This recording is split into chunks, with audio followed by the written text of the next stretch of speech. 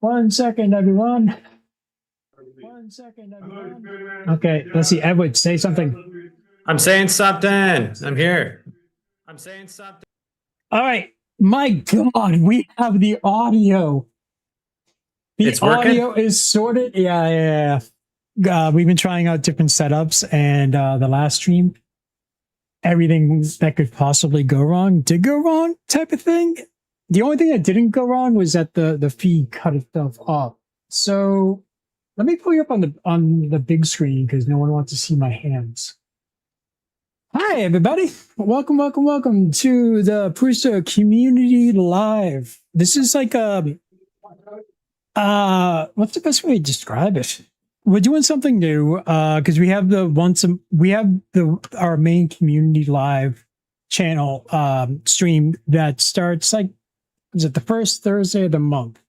So we're starting something else out where mid-month we'll each of us will have our own little separate stream going on, and this is primarily to kind of give a little bit more content for the community, so that way you're not waiting 4 weeks for a Prusa Community live stream, but you're waiting for just 2. And the mid-month streams will have like a topic. It's up to the host. So this time it's me.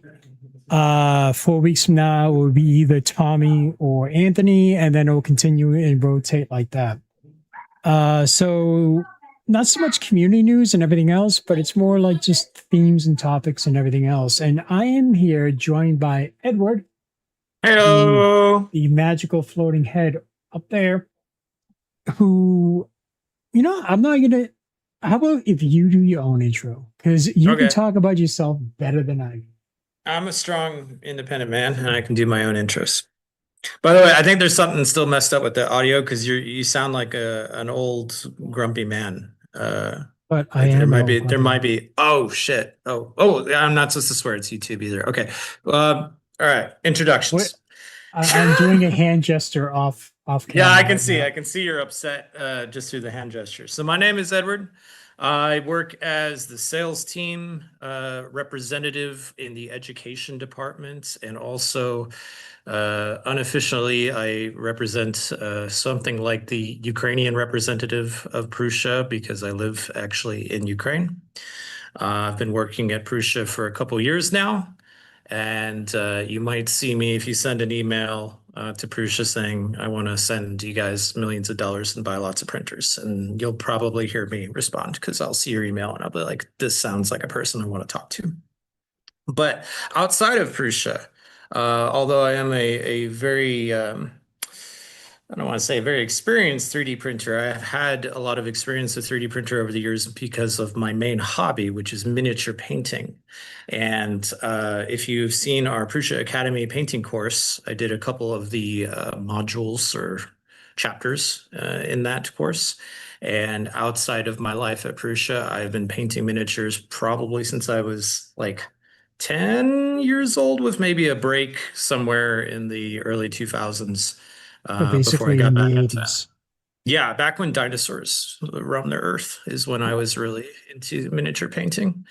And right now I'm on a kick with 10 millimeter scale miniatures. So most people, when they know about miniatures, they think of Dungeons and Dragons or Warhammer, which is usually like the 28, 32 millimeter scale, which is yay big for a miniature. But 10 millimeter scale is really, really tiny. It looks like this. These are some guys that you can maybe kind of sort of see there in my crappy webcam. That's how big they are. They're literally 1/3 of the size of the miniatures you might have seen in other games. And today I am painting a miniature version of the tower that Shane will be painting here because I need this for my terrain with 10 millimeter scale gaming. So we have we have the model curves. I didn't mean to interrupt. I just wanted to interject here, and I just want to thank VogMan for letting us use this model on stream. Links are in the description for his model. For yours, what scale did you reduce it to? So this one it turned out to be like 60%. And the reason being is because I wanted to fit one of these little stands up there so that they're actually like hanging out in the castle Oh, like so, which is pretty cool. I okay. could fit another one in there. But it's not exactly like 1/3 the size, Mhm. obviously, of the original model. But it looks close enough and it fits the thing. So I went with that. Yeah, because for me, I kind of sat there, I looked at it 100%. I'm like, my eyesight is already bad enough and everything. So I'm like, ah. So I did it to 125%. Nice. Nice. So it's scaled. And then I figured I primed it already just so, because I printed it on Galaxy Black. I Mhm. printed it out at zero point 0.1 layer heights fast on a Core 1 machine. Yep. And it came out really nice. Because, Yep. I mean, just in general, I'm very surprised by it. Because, like, you figure when you're painting, you can, or, when you spray painting it or painting it, you put gray on, it will show like the defects or, Mhm. you know, can't see any. I can't see Nah, any layer lines. So I was it's very quite all impressed right. with it. Yeah. So, and then like I sat there, I was doing the priming inside. And I'm just like, that's going to be a pain in the ass to really paint on the inside. So, I You have to paint on the inside. I don't I don't, because because you're I don't need to cheating. fit any guys. I am. I'm a huge cheater. Exactly. As you can see, I glued it together already. So I managed to do Oh, that. come But on. You yeah, I'm skipped ahead. sorry. I You did. wrote, Skip ahead. You're not you even going to helped do that write, stuff. you helped, you contributed and helped create the Academy course. Right. So So if I you're mean, not like, cheating, you're not trying. So okay. by the And then way, plus, hmm? sorry, I'm going to interrupt you because I already showed off Okay. this little funny thing right here. So this is a painting handle, and if you look at printables, you will find a free download file on my profile, Snedward, for a miniature painting handle, and it comes in this and a little bit bigger version that you can download. And it's basically just sticking to some poster tack right here. Which you can use over and over again. And it's nice because you can put one on and then you don't touch your painty wet model while you're painting it. So that's kind of cool. So you can download and use that. Second, because I'm paranoid because, like, hold on. Da, da, da. You can talk amongst, or you can't talk amongst yourselves. Well, you could technically talk amongst yourself if you're talking to yourself, but I'm Yeah, chat. if you're like schizophrenic. Just making sure the is good on. He's writing some secret message there. It's I said what I was typing Okay, yeah, but because I'm you having could have wrote flashbacks whatever of you the last wanted. stream. Oh no, Everybody's really quiet. I have a separate chat for that. Yeah, no, see, because like for me, I kind of sat there and I wanted to try to get back into painting. So I found like a particular model that should have been fairly simple. And my thing was, it's like one of the most terrifying monsters, to me at least, from Final Fantasy. And it is the Tonerberry. And I did this with the Prusa Army Painter set. And I love the way it came out. And it was really fairly simple because a lot of this is washed. Now, I will throw myself underneath the bus. The lantern, you guys, yep, there you go. The lantern is really bad. Paint job, try to show light, but you know what? It's me. It's gonna be in this corner. Yeah, because this guy in the game, what he would do is he was like a rare monster, let's say. But if you ran up to him, he just takes all your hits, and if he gets close enough to you, he can kill you in one shot. So, It's a all right. nightmare. Final Fantasy nightmare. Okay. So, how about if we do this? Since you're, I don't. Well, let's see. Trying to figure out. I would say big picture should be you because you are actually nobody wants to see my bald head on this. There you go. But I'd like to see your bald head. All right. So, bald head at work. like I said, I kind of skipped ahead and I primed it. Just so, because I mean, I did it before and I have two different primers just because of what's available. if you guys get the Prusa Army Painter set, or even Army Painter, they have a brush on primer. And then at least for here, I found some other stuff. Yep. Let me see it there. Da-da-da. And then I also found a green Stuff World primer as well. But I noticed that the Army Painter one, the primer was a little bit thicker, and this is a little bit thinner. And so, like, this should still be, there's really no difference. I mean, like, this might need a second coat, but is there a particular difference between like a paint that's thicker and thinner? So really, the main purpose of primer is to give a bit of teeth, a layer that the next layer of acrylic paint can stick to. So you can get a little bit of double use out of primer. So if your miniature is majority gray, for example, and you prime it with gray primer, not only are you giving teeth to the next layer of paint that's going to be on there, you're also doing most of the work because it's already gray. So you're going to save yourself some steps. But the main thing is the teeth. So acrylic paint sticks to some materials better than others. And if we're talking about 3D printed stuff, whether it's resin or plastic, by itself, it might not stick very well, which means when you actually go to paint with regular acrylic paint, you'll notice it doesn't cover. You have to do lots and lots of layers. And then when you actually finish the painting process, you will easily scratch off parts of the paint with normal wear and tear use if you're using it in games or playing with them. So the primer is there mostly to serve the purpose of prepping for the next layer of actual color that you're going to use. And if it's thick or it's thin and it doesn't cover the entire color of the previous layer, the plastic layer, if it doesn't bother you aesthetically, it shouldn't matter. So you can go with either one, really doesn't matter. And you can get primer, this is brush on primer, the ones that we showed, but it also comes in spray can that you can buy, and you don't have to buy the super expensive Games Workshop / Army Painter / whatever hobby paint. You can use the automobile primer, which is like 1/5 of the cost. I see your hand. Yep. I thought. Oh, no. I'm sorry. I was waving. Someone said hi in chat. Somebody else is hi there. So I'm like, I thought you were just like looking at your nails. Dude, you know what the funny thing is? And I know I'm sitting there like, damn, I got to cut my nails. But then I'm sitting there because like I'm working on another build project that I have to take up a lot of supports. And like, I'm sorry, but nails help. Yeah. By the way, if that's true. Who's watching this. All right. That's me. That's me. I'm posting on it. Oh, I posted on my wrong account. Whatever, it doesn't matter. That's me. I have two. Yeah. Well, no. Go log in under a different browser. I did. Under your second. Okay. I'm literally on this thing twice. Oh shit. All right. And just so the community knows, I am horrible with people's names. I am a masterclass butcher of people's names.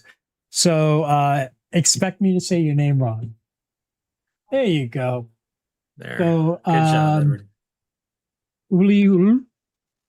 Should we get started and then we can talk a little bit more? Say hi. Yeah, of course. So which part should I start with? So let's say you have a miniature that's already primed. And in this case, we have a majority of a single color. And we're going to go through a couple different techniques that are particularly useful when painting terrain today. And we're going to start with something called overbrushing, which is going to paint like 80 to 90% of the surface of this thing. So let's say if you started with a dark primer like this, an initial dark layer or a gray layer, you can use overbrushing to basically preserve the dark colors in between the bricks and create some shadows there. Now you have a kind of a relatively light color here, but we can still see the effect by just using a lighter color than the gray that you have there. So your tower might be more like closer to a white tower as opposed to like a dark grimy gray color that I'm gonna have here. So what you're gonna do is basically you're gonna take some paint, again, a lighter version of whatever you have that's there, and you're going to put it on your palette. By the way, do you have a palette there, right? You're going to show us your palette, right? Which, like for a wet palette or a regular palette? Yeah, show us your wet palette. It's an ice cream lid. Look at that. Fancy schmancy. No, because like I want to just because like if you're trying to figure things out, and like at least for me, I go into like a tabletop RPG, so a miniatures shop, games workshop, or whatever. I see everything out there, and it's like the prices are just like they're like for the more experienced person, it makes sense. Whereas like if I'm trying things out, I don't want to sit there and spend an awful lot. I just want like regular. So I figured I would use this one for my wet and either Mhm. one of these for the dry. Yep. Just the simple art store, super cheap Yep. dry palettes is totally fine. And for the wet palette, for those that are new to this whole thing, the reason, basically how a wet palette works is you have a little shallow container like Shane has there, and you put some way of like absorbing moisture, like a little sponge or a napkin, and you get it wet, and then you put some porous surface material on top of it. It's usually very common, like baking paper, butcher paper, that will allow some moisture to go through, but not like totally soak through. And then you put your paint on top of that. So again, I'll kind of show an example I have here without spilling all over my computer. Hopefully I can, it's a little bit too much moisture in this thing, but I have a little shallow container with, oops, I am spilling, with some paper on there and the acrylic paint sitting on top. And basically, why we do that is acrylic paint dries super, super fast, which is awesome when you want to paint the miniature and have layers dry quickly so you can paint over them and do cool things. But it's not awesome when you are in a very low humidity environment. And as soon as you put the paint on the palette, 5 minutes later, it's dry and you can't use it. And you got to spend more and more paint on things. So the wet palette will extend the life, the working time of the paint that you have and let you continue working over the course of hours, depending on the situation and the paint, maybe days, if you preserve the ambient humidity well enough inside the palette. Give me So 1 second. Let me get some go. baked paper. Continue. So in this case, I'm using a wet palette. Shane's going to use the wet palette. It looks like you can definitely use a dry palette. Just be aware that whatever you put on the dry palette with acrylic paint is going to dry pretty quickly. So you got to work fast. You have a little bit more of a time deadline that you're working under. So in my case, I am going to take something like I have this black color right here, and I'm going to have this kind of bluish, very dark gray bluish color that I'm going to use for overpainting. It's like a dark navy blue. I might even throw a little bit of white in there just to lighten it up. Okay. I failed being a Boy Scout. I wasn't prepared. That's okay. That's okay. For those of you following along at home, you can also take this opportunity to MacGyver together a dry palette for yourselves. All right. So I got this dark blue paint on my larger paintbrush. So I have this cheapo, nothing fancy, synthetic, wide, flat brush. And I'm going to start painting my miniature using overpainting techniques. And all that is instead of having a ton of paint and water, especially on the brush, after I get my brush loaded up with paint, I dab it on my napkin a little bit, have just the paint, no, not so much moisture here, and I'm going to very roughly paint over the entire surface of the brickwork on this tower. And what this does is because it's flat and it's not filled with water, it's just going to hit the top surface of those bricks, which means that the in-betweens, the cracks, are going to remain black. And it's going to start giving a little bit of volume. You're going to see shadows where you expect to see shadows, and you're going to see light where you expect to see light. In your case there, Shane, I would suggest just combining gray or white together with the colors that you have on hand and making something lighter than the gray primer that you have right there, just so that you can see the effect of the cracks being a darker gray than the surface area. So I'm just going through. You could be sloppy here. You don't have to maintain perfect consistency of color on your mix So if you take gray and white and you do a bit of painting and then you add a little bit more white and it's a little bit lighter than the previous layer, it's no big deal. It'll make it look natural because it would be a bit weird if everything was perfectly uniformed, colored on an outside brick structure. You know, parts are going to get wet and parts are going to be in the shade versus in the sun more, and there's going to be discoloration. So a little bit of chaos is going to make this more believable anyway. Okay. So So you got some gray there. What do you got there? Yep, I I got see some gray. I'm Yeah. gonna add a little bit of white gradually. Nice. And just mix that over so it's just a little bit lighter, a shade lighter than what you already have there on the brickwork. And then grab one of those layers and get to it. The main thing with overbrushing versus like actually totally covering even the cracks of the brickwork, the main thing is that you don't have too much water on your brush, because water will allow the paint and the color to seep in between the brickwork and fill in those cracks. And we don't want that. We want those to stay a little bit darker than what we're painting over it, right? So I'm just going through here, painting one side at a time. Okay, that was a mistake. I have one that's like I'm squeezing it and it's not coming out. And no, my luck, if I squeeze any harder, it's just gonna go Explode on you. Yeah. Yep. So That is the thing that happens. For this, you said to use like a stiff brush, like this one. Yeah, like that. That's perfect. It's perfect. Okay. Yeah, stiff and flat. Round brushes are generally used for more like smooth, round surfaces, but stiff and flat for this thing is great because it'll catch the edges of things and it'll kind of skip over the cracks and crevices, particularly the ones on the XY. The horizontal cracks will stay untouched and your shadows will remain there, which is what it would be like in real life. So that's good. Okay.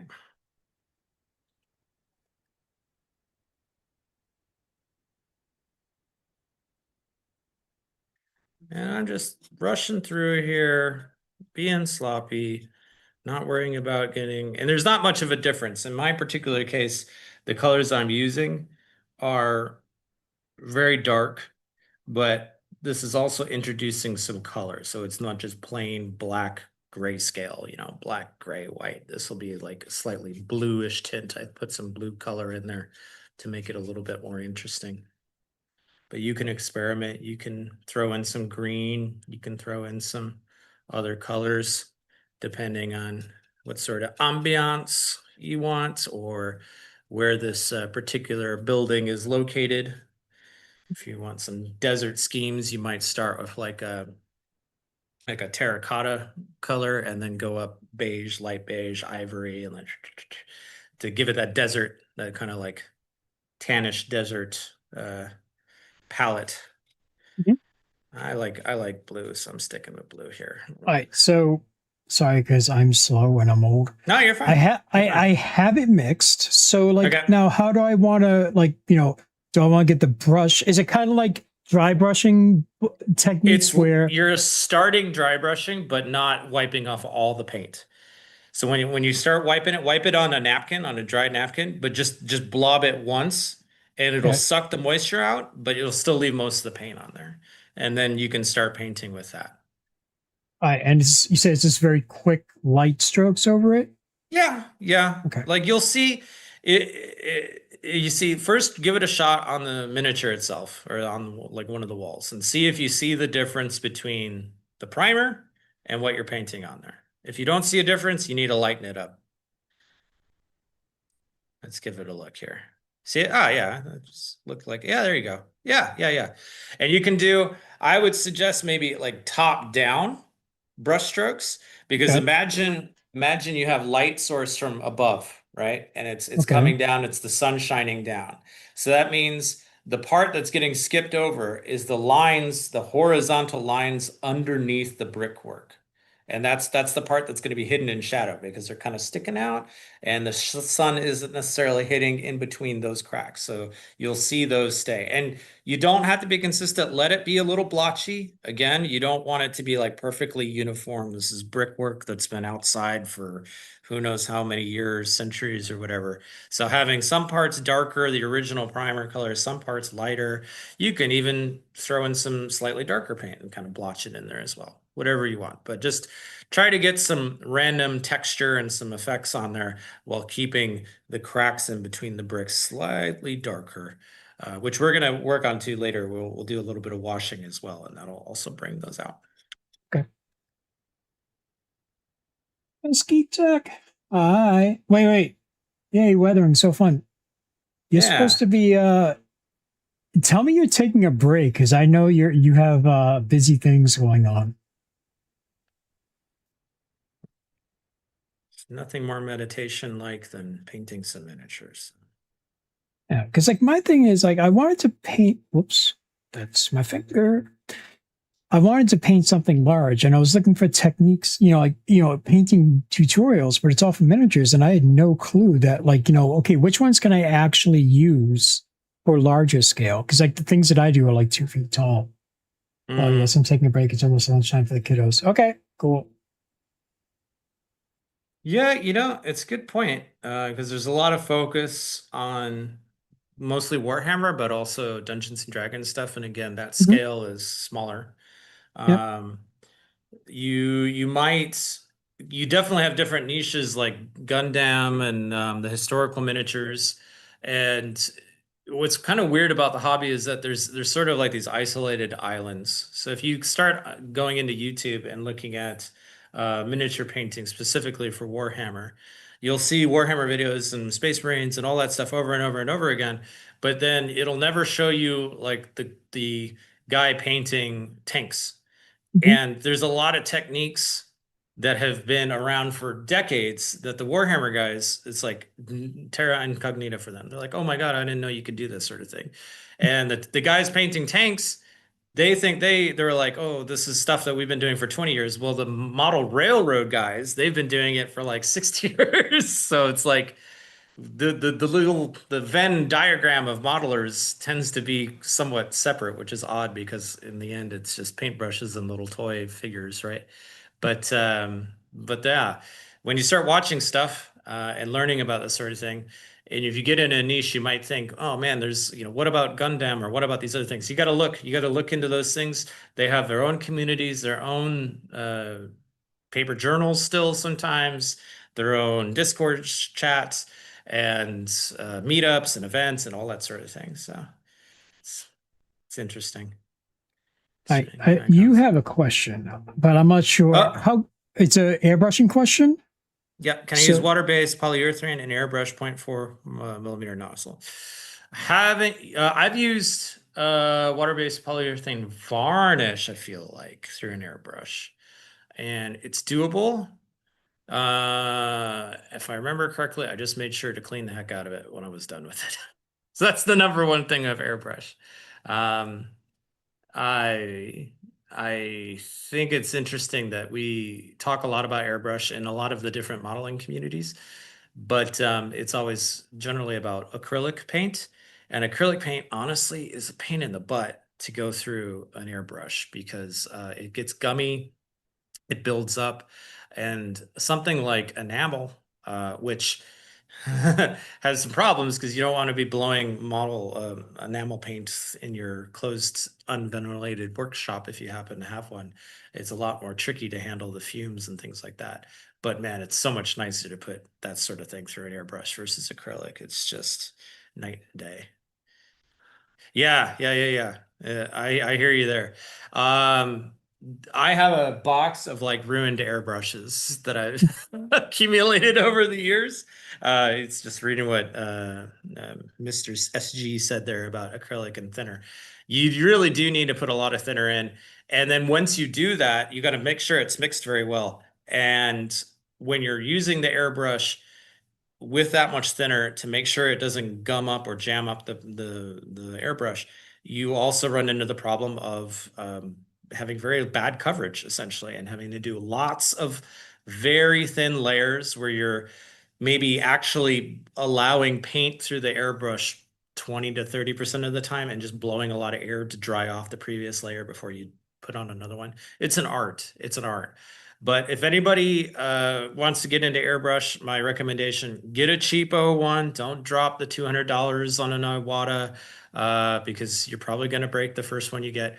And if you're like me, and keep things thin, keep things simple, and spend most of your time cleaning the thing. Like when you're done painting with airbrush, clean it, then clean it again. And if you think it's clean, clean it one more time.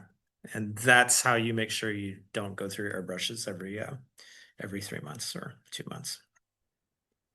Because I mean that to me, for me, that's always been a concern because it's like, wait, how much of these things? And I'm gonna break it, and probably break the net, the following ones. I'm like, Yeah.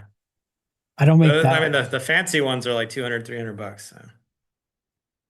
But then again, when you see the results from it, you're just like, oh. It's amazing. Yeah, they look sick. Yeah.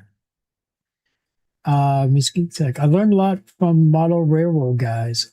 Yeah. My grandfather used to have a huge set he built. And then she said, I use acrylic and have to use so much thinner to get it through my airbrush. And not all thinners are made the same, which sucks. Yeah. Army Painter dries tacky and Vallejo is great. I love it. I found one of mine and I didn't clean it properly for airbrush. While packing, I'm not thrilled and hoping I can salvage it later. She is moving with her family right now. That's why I'm like, wait. You better be taking a break right now. Yeah.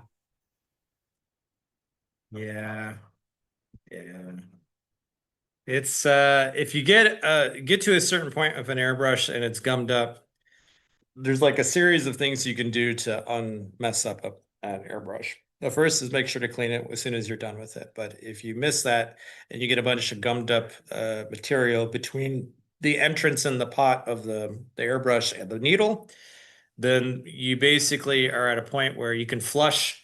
I don't have any with me right here, but like paint stripper type liquid to really like ungunk the material. But my last resort is usually dumping it in a hypersonic cleaner with like isopropyl alcohol. That usually gets the gunk out and does a deep clean. But it's also really hard on the gaskets of the rubber parts. So you do that a couple times, you're gonna probably start getting gasket fails, and then you're gonna either replace those or you might just have it in the box with all the other broken airbrushes that you have. So yeah. Oops. That was a bit too light on mine.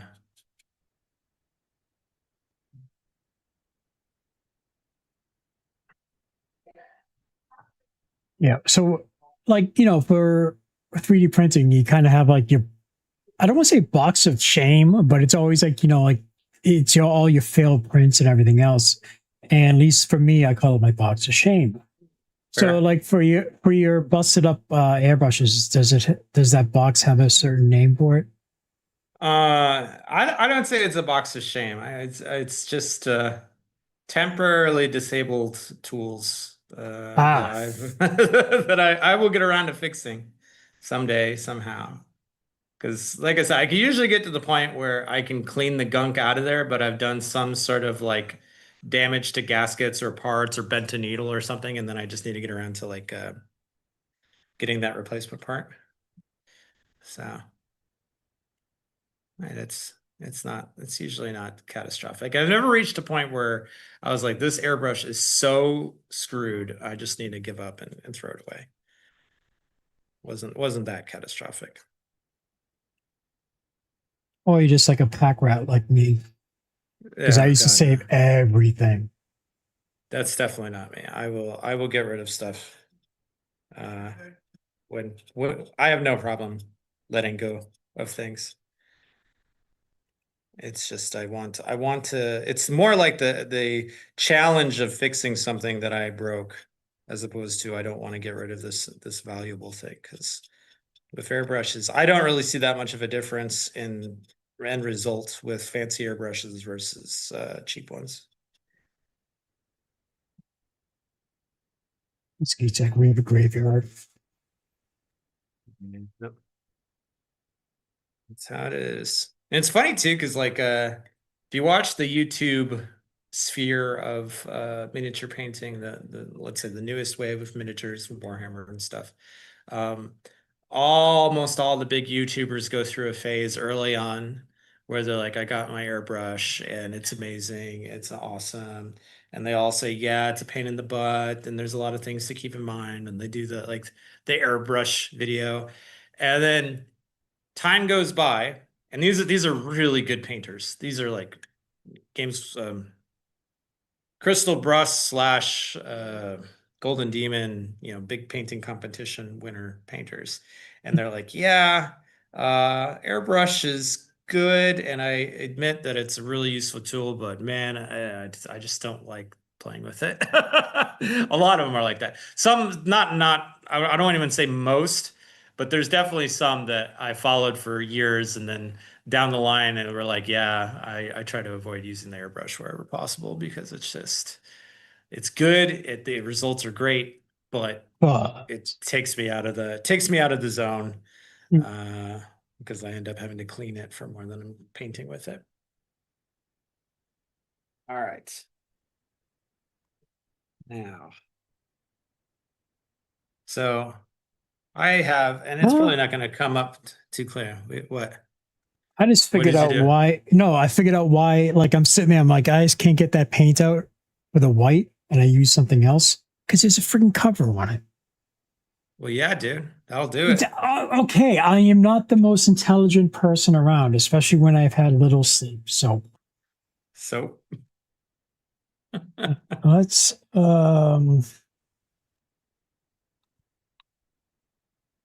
a block, another block, that block. We'll use this. This is why we tell you to sleep. it's 7:40 p.m. Shane should be all caught up on his sleep right now. He's not too late, not too early for him. So Dude, I woke up at like 2 a.m. why? Why would you do that? No. That's just, you should get that checked out.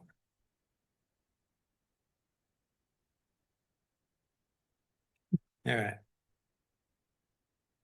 So how much darker should I make it? Like a few shades darker or something more dramatic?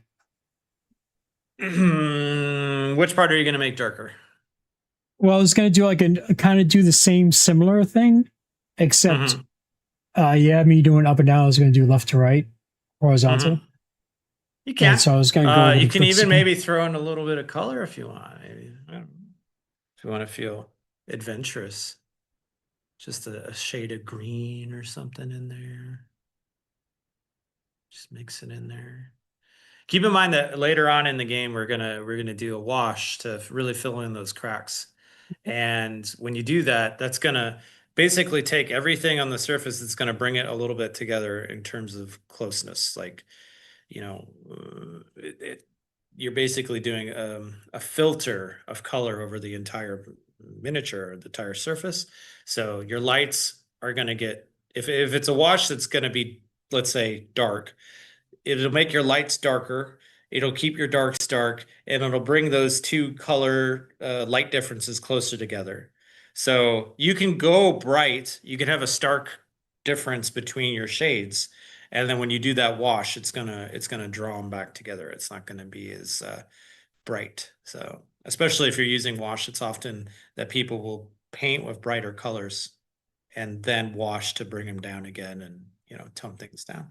Because otherwise, if it's already dark and there's not much difference, and then you put a wash on it, then there's even less difference, and you can't see the difference between the different surfaces and stuff. So yeah, wash is I think it's one of those things when you first get into miniature painting and you do your first wash, it's like, oh my God, I'm suddenly like I'm an expert. Yeah, exactly. I mean, they don't call it talent in a bottle for no reason. And I definitely remember the first time I put wash on something, I was like, oh my God, unlocked the secret to everything miniature painting wise. So, do you remember the movie Independence Day? Oh, of course. Will So Smith, Jeff this Goldblum. was this was when it was in the theaters, right? So I got a modeling kit and some paint and everything else. I did all the silvers and everything else. It looked cool. But then, like, the guy from the model shop's like, hey, try this. So he gave me some wash. He told me how to use it. And afterwards, I'm like, oh my God, this thing is gorgeous. Yeah. I'm going to do this from now on. And I'm going to be a real professional paint. No, it's just the way the wash is. Like I said, it's like liquid masterclass artisan level stuff. It definitely makes chainmail a lot easier, that's for sure. It's I think it's really the first introduction to what miniature painting really is all about, and that is contrast and separating surfaces on a miniature. So what I mean by that is, you imagine if your standard miniature, like the scale that you have right there, the miniatures themselves, like the models, the characters, they're going to be like this big. And they're going to be, if you're playing a game with it, or if they're on a display case, most likely you're going to see them maybe like a meter away. And the key to a miniature that really pops, that can get your attention, is being able to tell the different surfaces on that miniature from a meter away at that scale. To see, oh, I can see the belts and the chainmail and the face and the eyes and stuff, even at that distance, because they're so bright and easily discernible. They don't blend together. Mhm. And it's kind of the same philosophy of like when you have theater, live action theater, and you have the actors and they put a lot of bright makeup on their face. If you've been to, like, Broadway type plays, they tend to exaggerate the facial makeup. Why? Because the people up in the cheap seats need to see the facial expressions of the actors so they can Mhm. get the emotion that they're doing. And it's easy to see from that distance. So it's kind of the same vibe. And wash really helps with that because it collects in the cracks and crevices and the separations of the surfaces. So if you have like a sleeve and there's a little crevice right here on the sleeve, the wash will end up in there and it'll make a dark line and it'll separate where the sleeve is and where the skin is. And if these are two light surfaces, it's really noticeable when you have that dark line there, and it makes it easy to see, and you're like, oh, recognizable, not just like a little blob of indiscernible color on the map. So yeah, wash is awesome. You might reach a point when you do enough miniature painting where you I mean, some people will say that it's a crutch. I don't think so. I know some professional painters, or let's say, no, professional painters. These are people that do it for a living and receive money for commission painting. They never stop using washes because it's fast, it's easy, it looks nice. If it ain't broke, don't fix it. Yeah, because like I was going through videos and I even saw like similar things as far as like I'm watching techniques and they're talking about the whole wash controversy. I'm like, dude, it's painting. Yeah. Okay, not everything needs to be drama or this or that or something. It's just it does on YouTube. Can you just shut up and enjoy it? I just want like drama free stuff. No, because I actually end up doing. I actually did that for my New Year's resolution. It's like, you watch all the videos like, you won't believe what so-and-so did. And you're just like, okay, I'm bored. I'll watch it. Next thing you know, you get sucked into it. And you're just like, oh, damn it. That's the way it works, man. So that's why I gave up my New Year's resolution, was all the drama stuff. And it does make a difference. No clickbait? For the most part. A little bit of clickbait. Well, I mean, it depends what the topic is. Right. Like favorite anime? I'm sorry. I'll try to. Yeah, it's my weakness. Damn it. But I try to be very careful because like it's so easy to find spoilers, and I hate it when they don't mark it as such. Because I already got like a huge spoiler for Chainsaw Man that I wish I could take back. Wah, wah.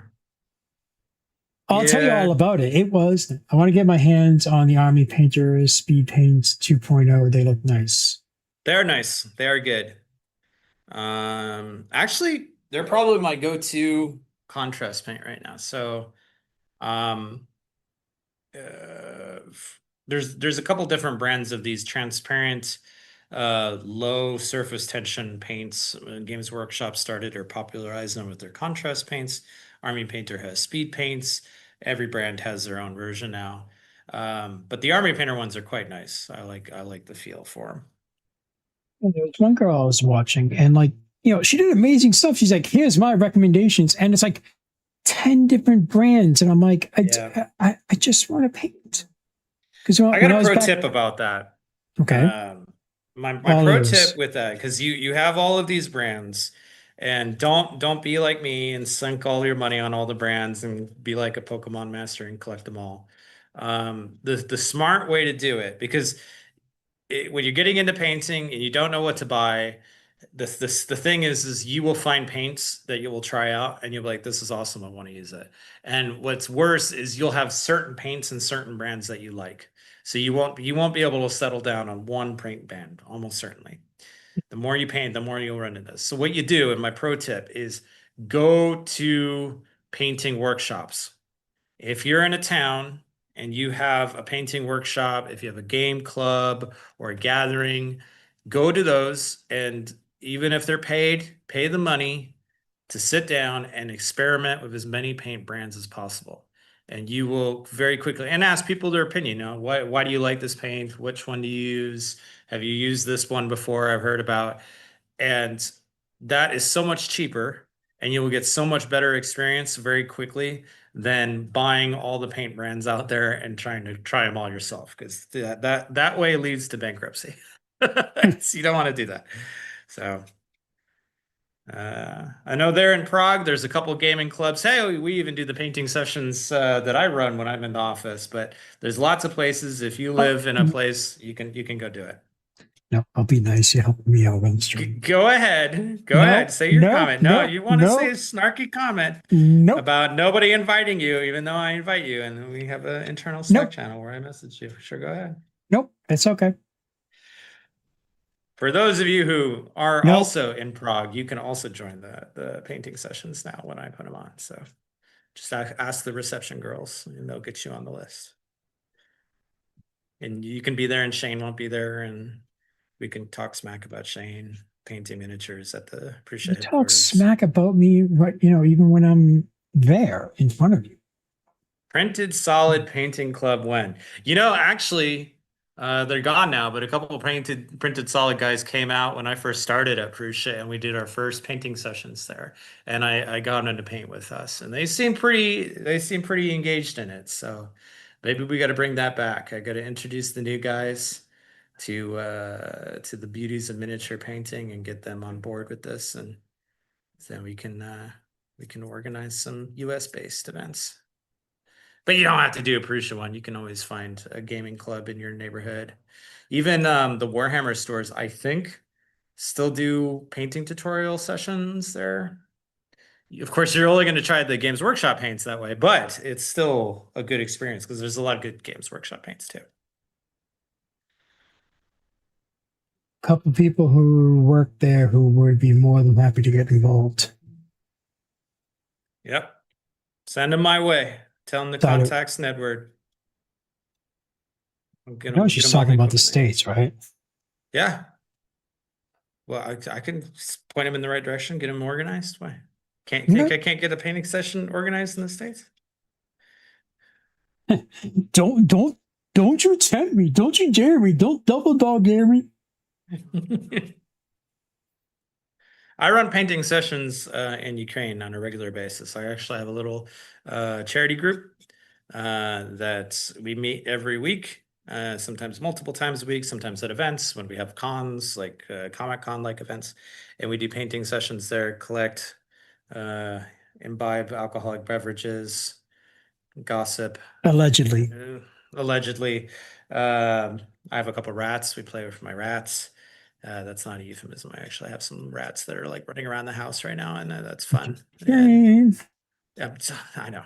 Um, and we collect money and we use it to buy printers and printing supplies for the Ukrainian army and also for schools and universities here.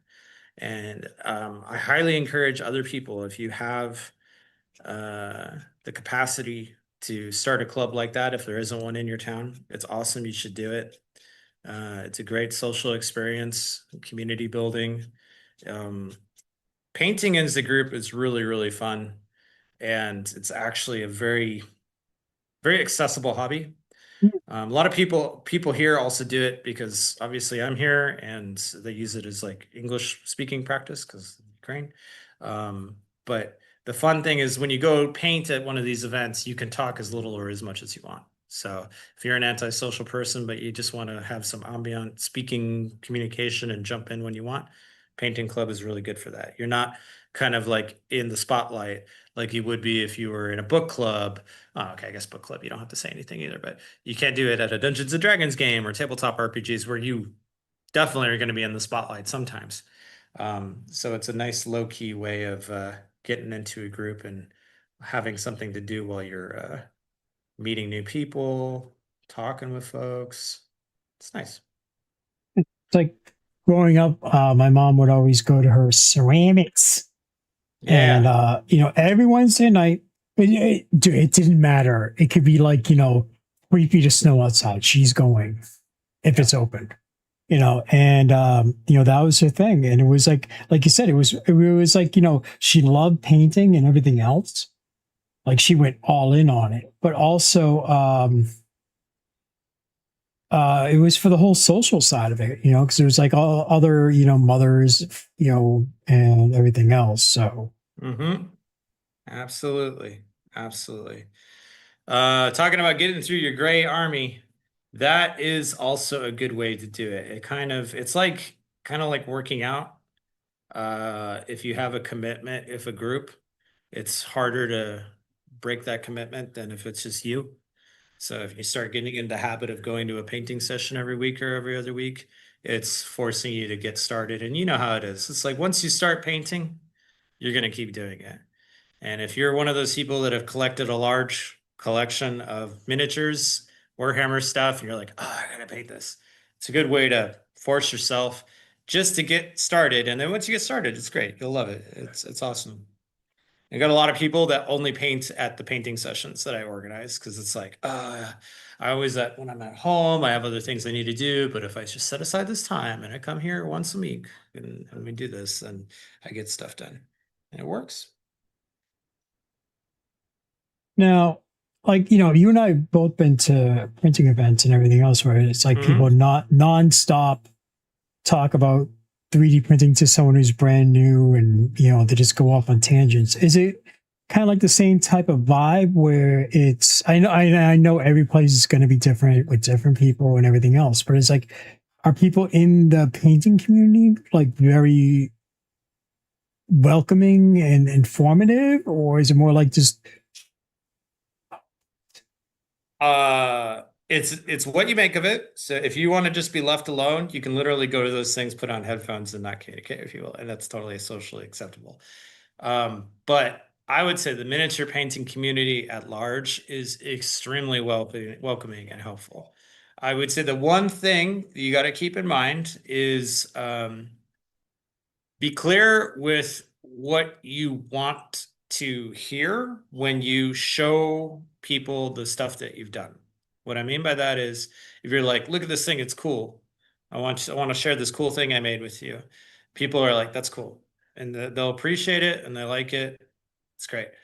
But if you want feedback, if you're like, how can I make this better?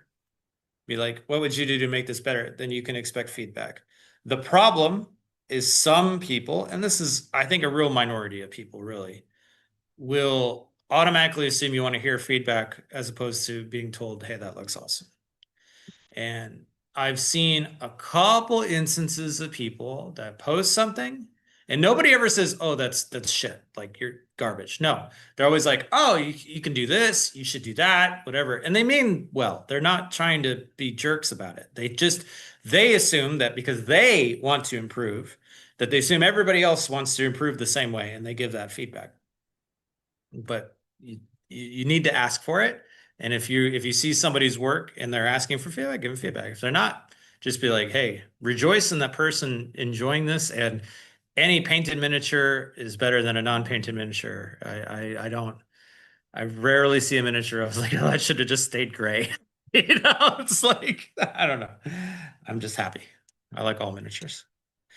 I have to be a judge at miniature painting competitions in Ukraine. I hate it because Oh, poor I love you. all miniatures. I love all miniatures. I don't like I have to be very objective with painting miniatures, and honestly, all painted miniatures give me joy, so it's really difficult to judge people, even though they're asking for it in a competition. How's it going there? Looking good? Got some Yeah, it's splotches going. on there? Yeah, I'm just kind of like, it kind of feels like I'm almost dry brushing, but not like the same type of That's movements. it. But It is I'm not exactly the gonna. same. But I'm not. Like with dry brushing, it's very light. Absolutely. It sounds stupid saying that, but I mean, like, you barely get any paint. This is just like, okay, it's kind of going all over the place. So lighten up on, the pressure. Yep. But I think because I have 3 different shades of gray on here, so I think at least for that much, I'm good. So I got this piece and then the tower piece. I don't think I'm going to do the inside, or at least definitely not in this side, in this sitting, because we'll see. And yeah, well, I mean, time and you're being cool enough to help us out and everything else. I don't want to be like, be like 11:30, dude. I have to go to bed. I'm finishing this thing and I'm going to keep working on it for a while, so you can expect me to hang out for some time. This is the thing. This actually, the stream is forcing me to finally get around to doing some of this terrain because I've been painting some units, but I was like really slow on actually getting some terrain done. And this is actually the most important part because without terrain, we're not going to play. See, yeah, I do have to run. You guys have fun. Don't drink the paint water. See, nice. That's Jinxed the best it. part. That's the best part. That's Well, where the flavor is. there's sparklies in there too. Yeah, those are nutrients. Yeah, so I'm getting some different layers here on this thing. I might lighten it up even more. So again, I do want to do eventually the wash on this.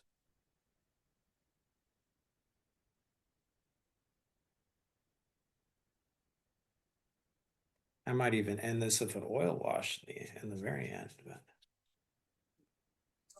Fancy. All right, so I have a question for you. For the academy course that you wrote, that you helped author or create or whatever, which projects did you do again for it?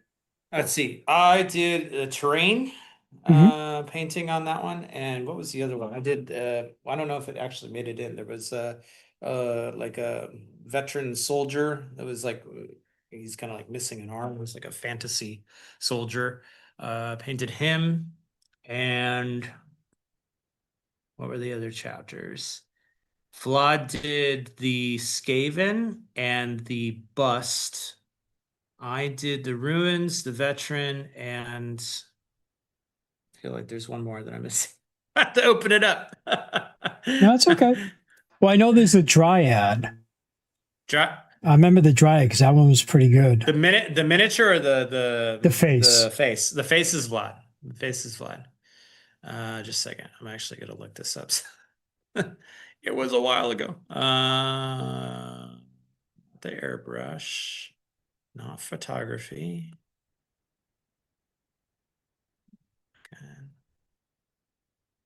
Okay, we'll do it this way.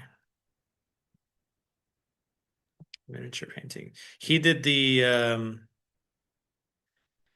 Beholder as well. Let's see okay. here. Oh, I did the Plague Doctor. Plague Doctor. There's like the plague. A Plague Doctor. I thought you said the plate. Plague Doctor? What is a Plague Doctor? That's why I was like, wait, that what? That doesn't make no sense. Dude, it's me. What? All right, yeah, the Plague Doctor and the runes were mine, and he did the I don't think he did the ogre bust. I think that was somebody else, maybe, but he definitely did the Skaven, the Dryad, and the Beholder. So The what holder? the thing with how many eyes does a Beholder have? It's like a Oh, floating eyeball with a beholder. bunch. Okay. Dude, I need to Is get this my another ears plate checked. thing? No, this was like a, I thought you said butt holder. I'm like, wait, the what? What are you painting, sir? Why do you assume the worst in me? Why would I I say these vulgar assume the things? worst in everyone because then I'm never disappointed. That's unfortunate. That's oh shit. All right. So I'm staking this one shade lighter, and then I'm going to start getting into some browns to do the wooden parts, because I got the door and the top where they're standing. That looks like it's wood. The one thing I did notice, and I had to go back and check the parts because I thought I messed up. So the stairs are on the back, on the other parts, but the door is right in the middle. And I'm like, wait, how the hell are they going to get Oh, up yeah, there? yeah. Exactly. I said the same thing. It was like, hey, wait a minute. Wait I a was moment. I was looking at that. I was like, where's the this is some Inception shit here. This is just like Inception. Okay. All right, we got this. I think I'm going to take this tower as a part of a larger diorama scene. So I'm going to put some like terrain around it. Mhm. Maybe cut out some styrofoam and cover it with some flock, just in case you misheard that. Shut Shane. up. And um, yeah, and make it more of a scene. Because I think by itself, it's a little naked. You know what I mean? Just like standing out in the middle of a flat field, it would look a little bit odd just to be by itself. I feel like there needs to be some like it should be on like a mound of something and have some trees and maybe a little trail going up to it. But Different, isn't it? that'll make it more of a cohesive piece. So I did another one, a big giant dice tower. In fact, I'm so proud of it. I'm gonna go get it right now. I'm gonna show you guys. Yay, show and tell. No one tell. Hold on. Let's see here. This is more the size of what you're doing right now. But let me get it in here. It's dusty. I need to dust it off. Check that bad boy out. That's Hold on, let me switch. oh shoot. Yeah. Okay. This Damn. is like a dice tower. It doesn't even fit in the camera. I had to hold it over here. Yeah. Put up. Oh, There we go. There. Is there? Yeah, we That's did good. it. You can bring it forward So, too. hold on, it's If you want. coming. It's coming. There we go. Okay. And it's a dice tower, so you can actually throw the dice in there and then they end up in the little field area there. So that's kind of cool. But this is done mostly with airbrush. I did a little bit of brushwork on the timbers and stuff like that. It's dusty though. Holy crap. I need to get some vacuum to that thing.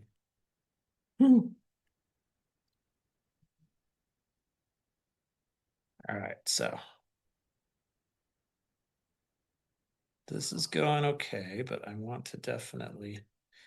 Oh shoot! I might even go through. There's some of the brickwork here that it looks like it might even be cool to do it in a different color. Like the arc around the door and the windows Mhm. could be a slightly different color if we wanted, or these little separation layers here between like they're like on the top of each level. That might be fun to do different, just to break it up a little bit. But we'll see. First, I'll do the wooden parts and see how much that changes the color. I have a very light brown, okay, medium brown, I guess, for the wood, which will definitely need to be toned down with a wash because it is really bright.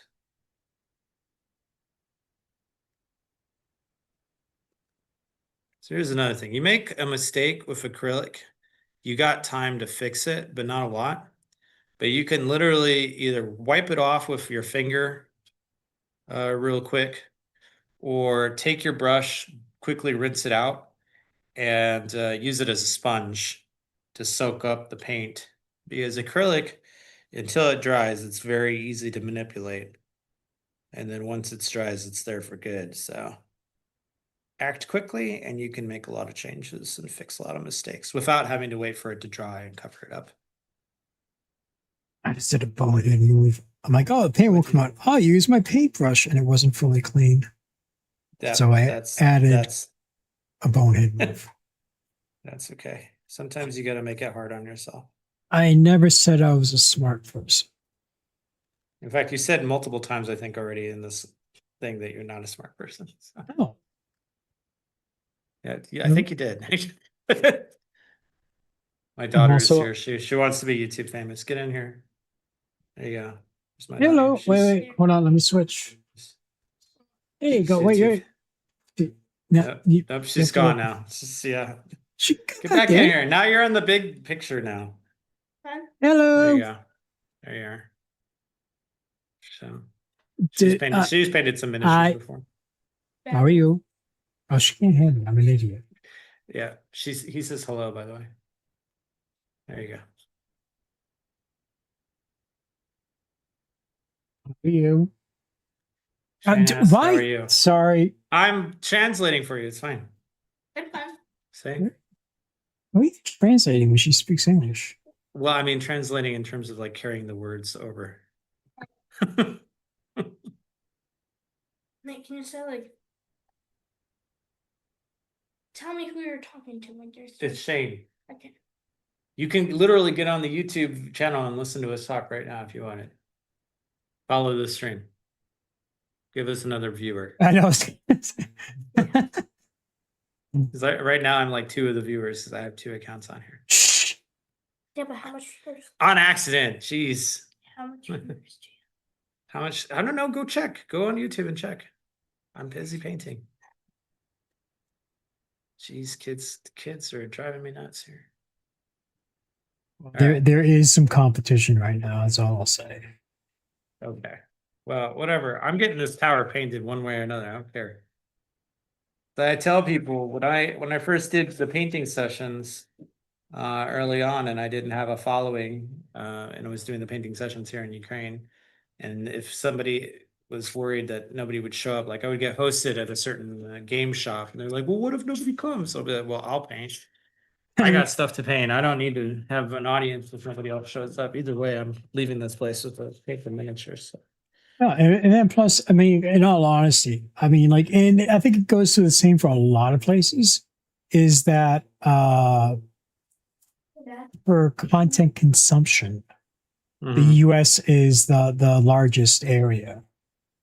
You know, and so like right now it's what, 2 in the afternoon on the East Coast and 11 a.m. So I mean, yeah, I'm happy with what we got. On a work day. It's a school day. Yeah, it's a school day. Well, except school's out of class, so summer holidays, I assume. Around summer holidays.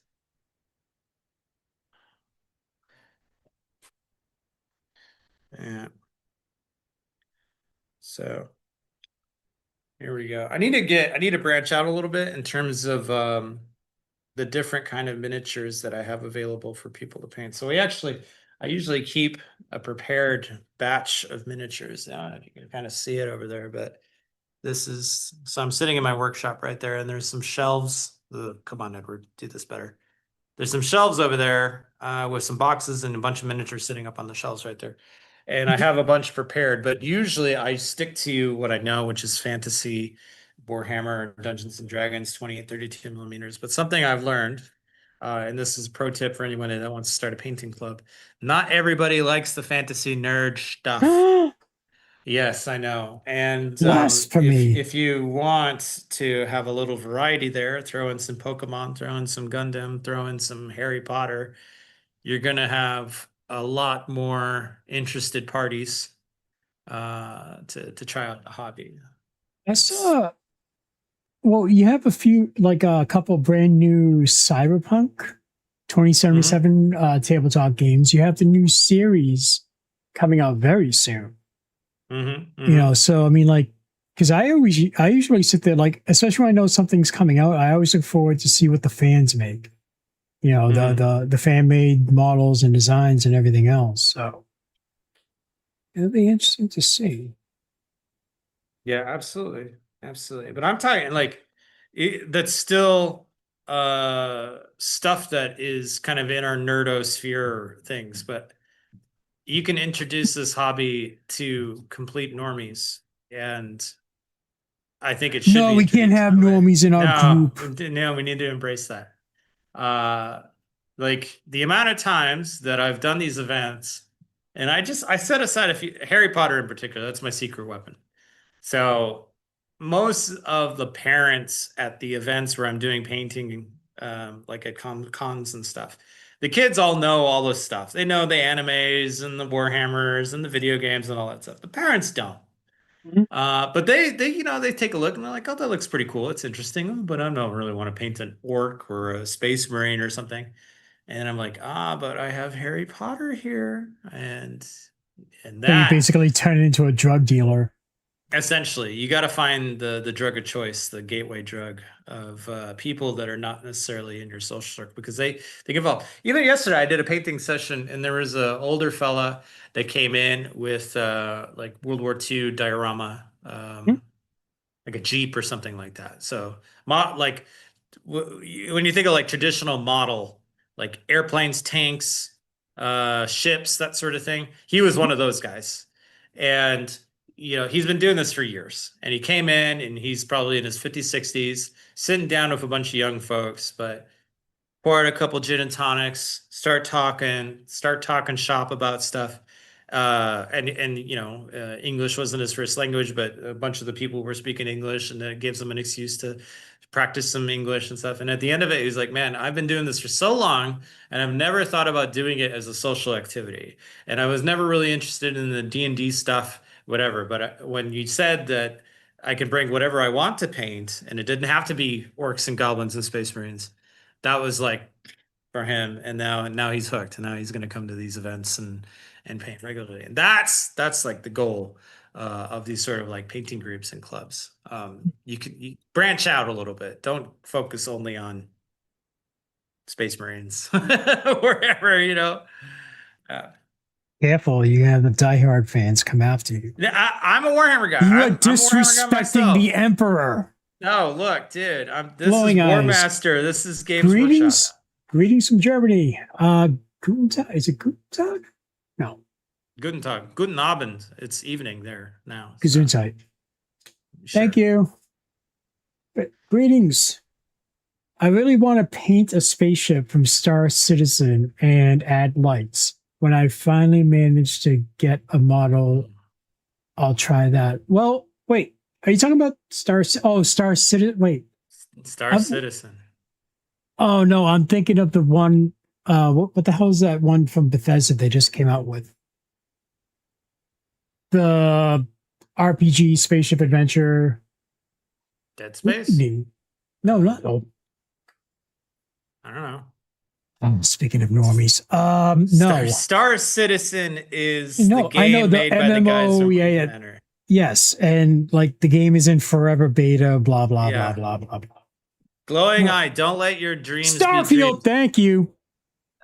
You should find a model of a Star Citizen spaceship, paint it, put the lights in, and it'll probably still be done before Star Citizen's released. I believe in you. You can do this. Damn. Well, no, because I was going to say Starfield has was it Adam Savage did a thing with them, and so he got a highly detailed model. They printed it all out. It was in resin and everything else, and it's Nice. very detailed, and that's free.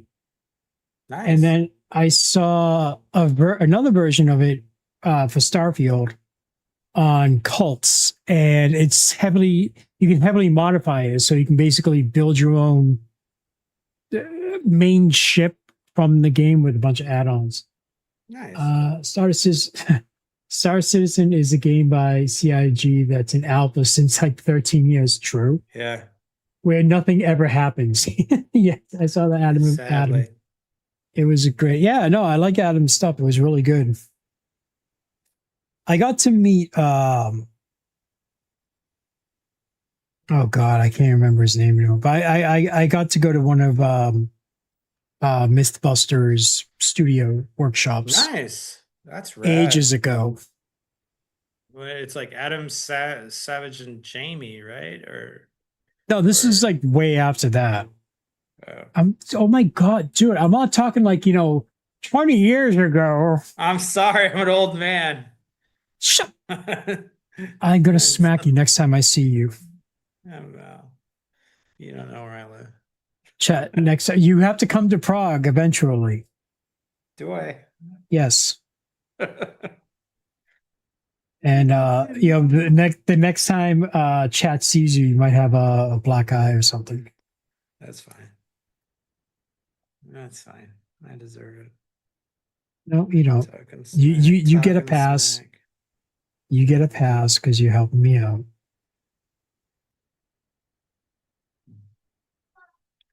All right.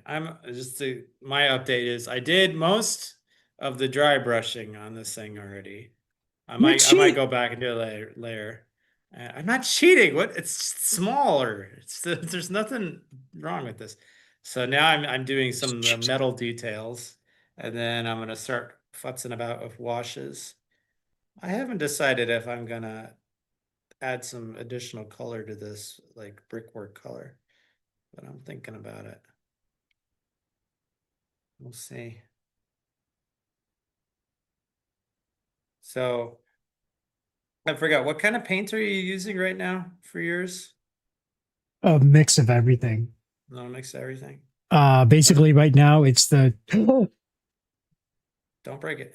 No, I did not. Hold on. That wasn't catastrophic. Yep, hey, boy, I caught it. Just need to change my underwear now. I never really been interested in painting models and only painted one single model so far. It's Hogwarts. Harry And Potter, I like I did it for my said. sibling and added lights. Nice. Dude, I was like, seriously, I got into, and like, I look at the paint job now, it's like, oh my God, this is bad. But it didn't matter. Because, like, No. for me, when I was painting it, or when I'm putting together a model or something like that, it's like, it's more about the experience and the memories Absolutely. it brings back more than like, oh my God, I need to get this right or that right or anything else. It's just for the fun of it. That was a lot of fun and terrible at the same time. So I guess I'm hooked now. One of us. One of us. Yeah. Embrace it. Embrace it. Just have fun. I mean, it's like, look, for me especially, it's like, with I don't say my predicaments or lifestyle because it sounds weird, but I mean, like, it's for me, it's like a lot of people go out to the bars. I'm not a bar person, and so I mean, like, this gives me something to do. So I sat there, I'm like, I have all the paints and everything else. I might as well actually do something with it. And It's a versatile hobby for sure. all right, so painted a single model. What model did you do for Hogwarts with the lights?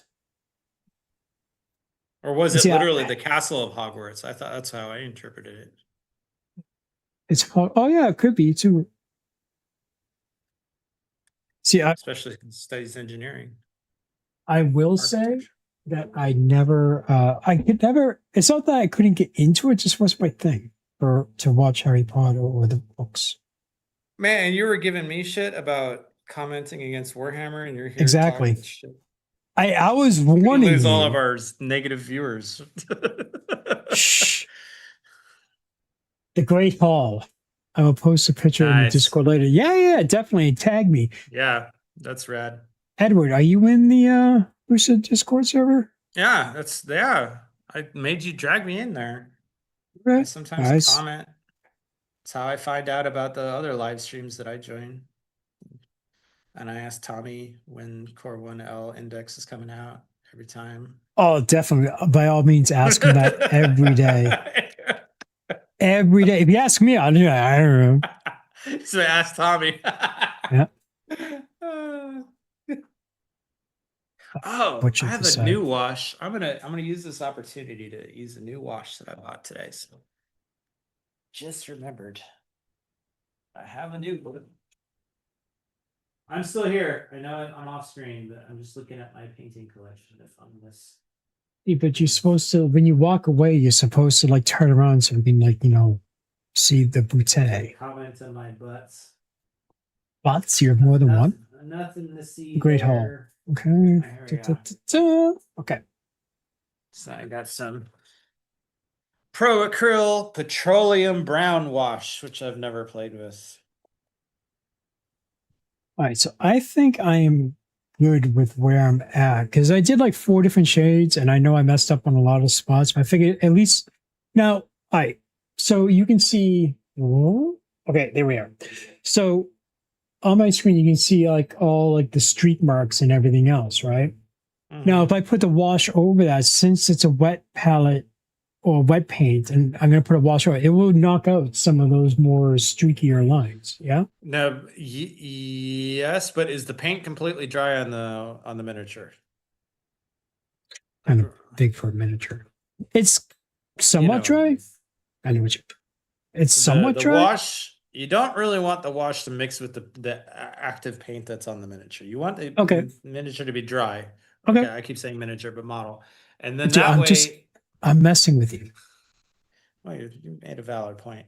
That way the paint goes. What you want is the paint to go into the cracks and crevices of things. That's the main goal there.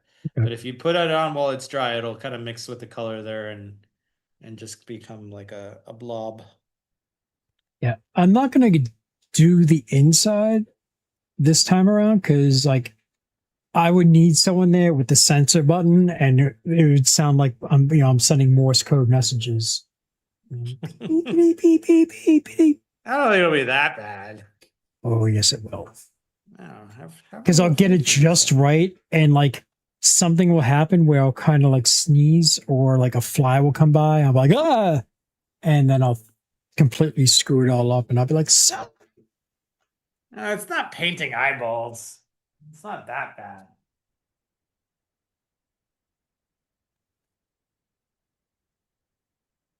Okay, I got a different wash. The one that I tried out there was too light.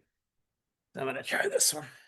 I was asking about what paints you're using because a common request or question I get with beginners is what's the difference between using this expensive little tiny bottles of paint versus using craft paint? Because it's both acrylic and colors are colors, right? Why does it matter? Why do we have to get this expensive stuff? And for those of you who aren't aware, the main difference is the scale of the pigment and the different types of medium, acrylic medium that are used. So what I mean by scale of pigment is generally with the cheap craft stuff, the pigment is not ground down super fine. It's fairly rough. And what that means is on particularly small surfaces, you're painting faces like tiny little details. The pigment is still large enough that you can actually see it and you can cover up some of the details that would not be covered up using a finer ground pigment. And between that and the medium and how it lays on a miniature, because when you're painting bigger stuff, like what you're painting right there, craft paint is absolutely acceptable. In fact, encouraged, because you're going to go through these little bottles of paint really quick on a model that size. Oh yeah. And these are expensive. So but you don't care about covering up some of the little detail, like, tiny little cracks on brickwork. It's not that big of a deal. You're not painting the irises on eyeballs and things like that, nose hairs or whatever. So this stuff, it will take you far. But as you paint more and more stuff and you paint big things and little things and you experiment, you'll see what I mean about the way this sort of like cheaper craft paint will cover small, smooth surfaces and details, and you'll lose some of that detail and you'll struggle covering a surface as well as you could with something like miniature paint. So I keep both around just in case, because like I said, in this case, I'm using the cheap stuff and it's doing just fine. Can't complain. Like for me, one thing, like when I go into it's like glaze, gloss, this, that, it was, I'm like, dude, I just want color. I don't want, I just want like this is the color I want. This is too much. There's 500 different bottles. Yeah. I also think that this is a consequence of the YouTube sphere influence, because YouTube content creators are trying to make content for hardcore people that are like following them, repeat visitors, subscribers, right? Mhm. So you get into this hobby, you're not going to be a newbie for very long. You're going to get into it, you're going to get the basics down, you're going to be able to paint just fine. And at a certain point, those guys need to come up with new content, very niche, very like very specific stuff, talking about specific paint brands and shades and stuff. And for them, it's very good to have all these options and to talk about it, to give them something to talk about, to create content that people will watch. And when you're in the hobby, it's cool. But for the new people, it's freaking overwhelming. Yeah. It's too much. Well, And yeah. go ahead. No, I mean, No. that's my, No. that's the, No. Because go ahead. Go ahead, Dan. Go ahead. I'm not interrupting you again. Here you I'm go. shutting up. Nope. I just shut up. Go ahead. Oh my God. All right.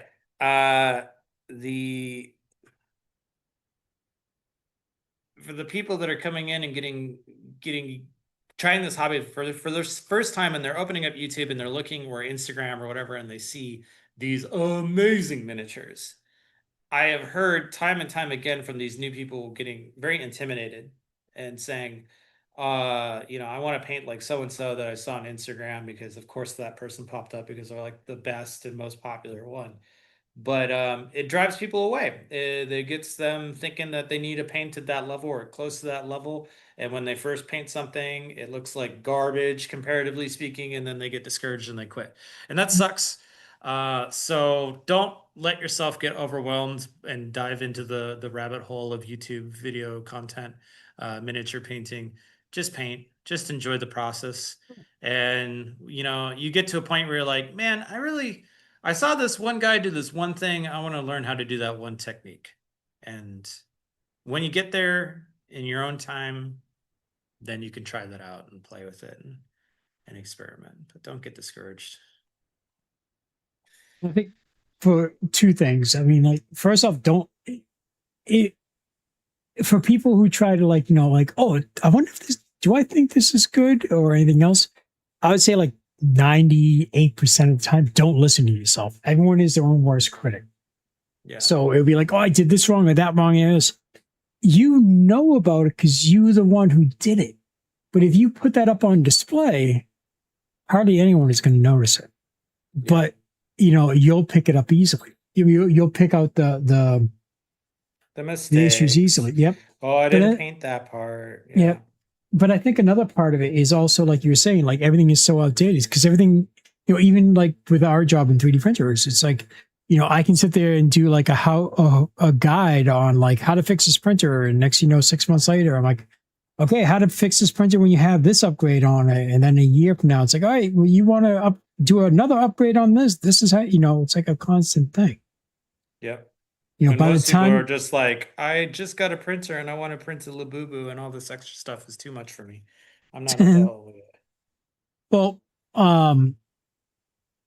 yeah, I mean, because I get that, in Alpalox, I always tell people, it's just like, like you were saying, with like, you see these people, they do these, painting miniatures, and it's absolutely amazing. Like I know I've seen this one guy in Australia.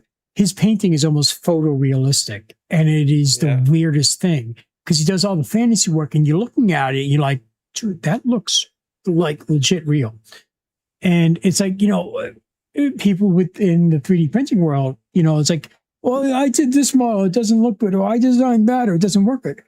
Nobody is okay. Very extremely few people, like 0.0001% of the population, are born geniuses, let's say. Yeah. Everyone else, they learn from it. And the thing is, what people have to understand, two things. For beginners, nobody starts off as an expert. And then for the more seasoned or veteran people, you were in their situation or position when you first started. So treat Yeah. them the same way you want it to be treated. Answer that. There's no Absolutely. such thing as a stupid question. You know, I there's think stupid those answers. experienced painters, they're really good about it. They understand the amount of time that they sunk into it, and they're the last ones to critique people. There's a certain type of person that they maybe like watches more paint videos than actually paints, and they get all this information and then they tell other people how they should paint. I've seen that before. See, but it's rare. It's rare. you know, I work with content creators and everything else. And like my thing is, it's like, and like, they're like, oh my God, these comments and da da da or whatever. And the only thing I just do is like, I'll read the comments and everything else. I'll go to their account and then see what they've done.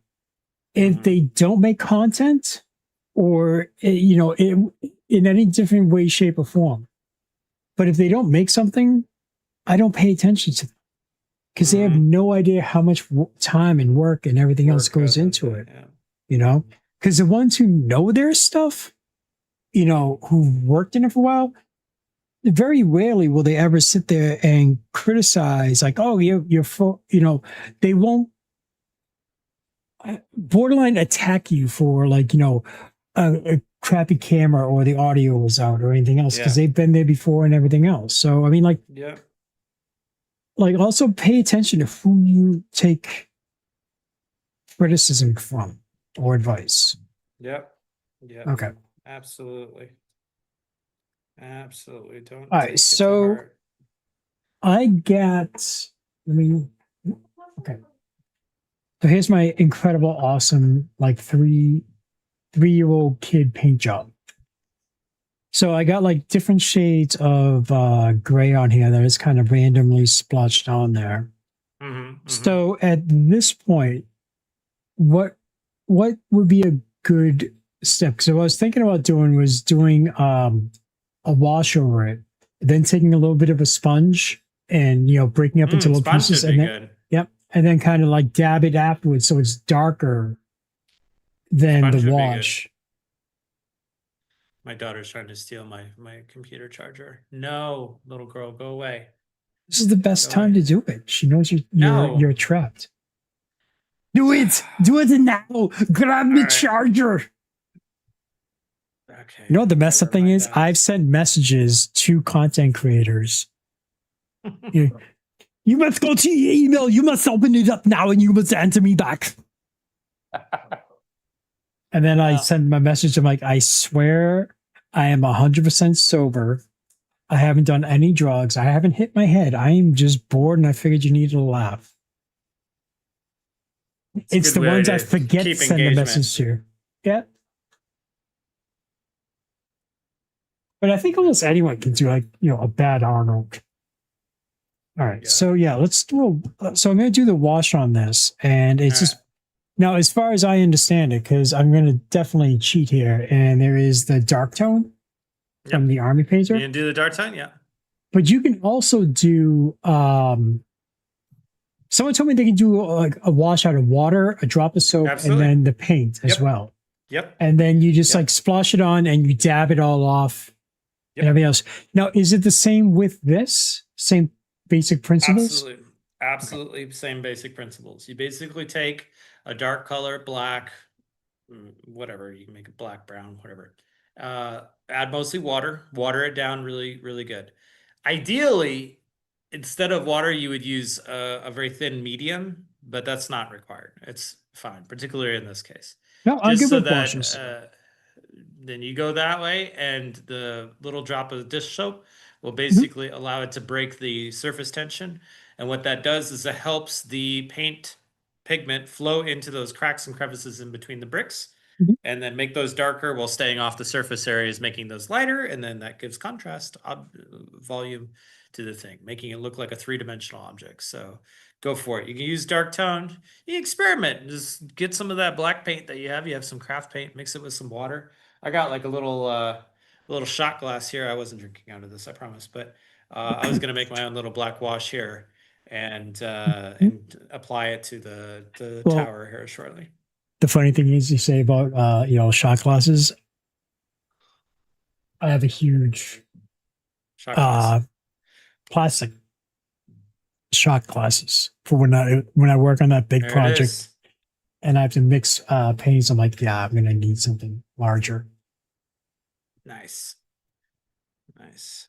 So let me try this.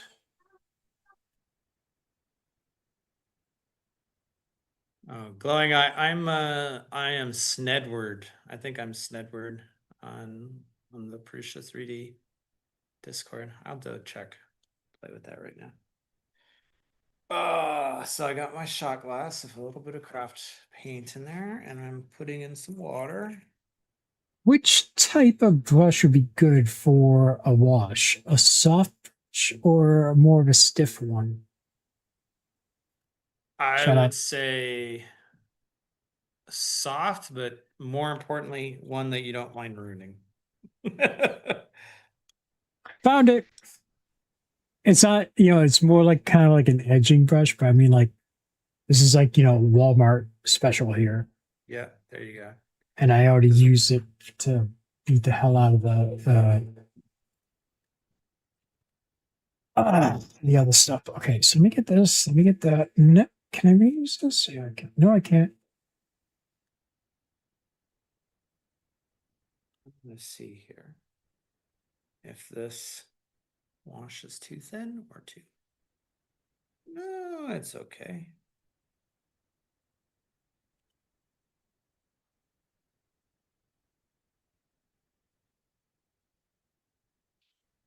Oh yeah, if you need to take a break or whatever, let me know. I have a BRB screen. I am quite all right. I am.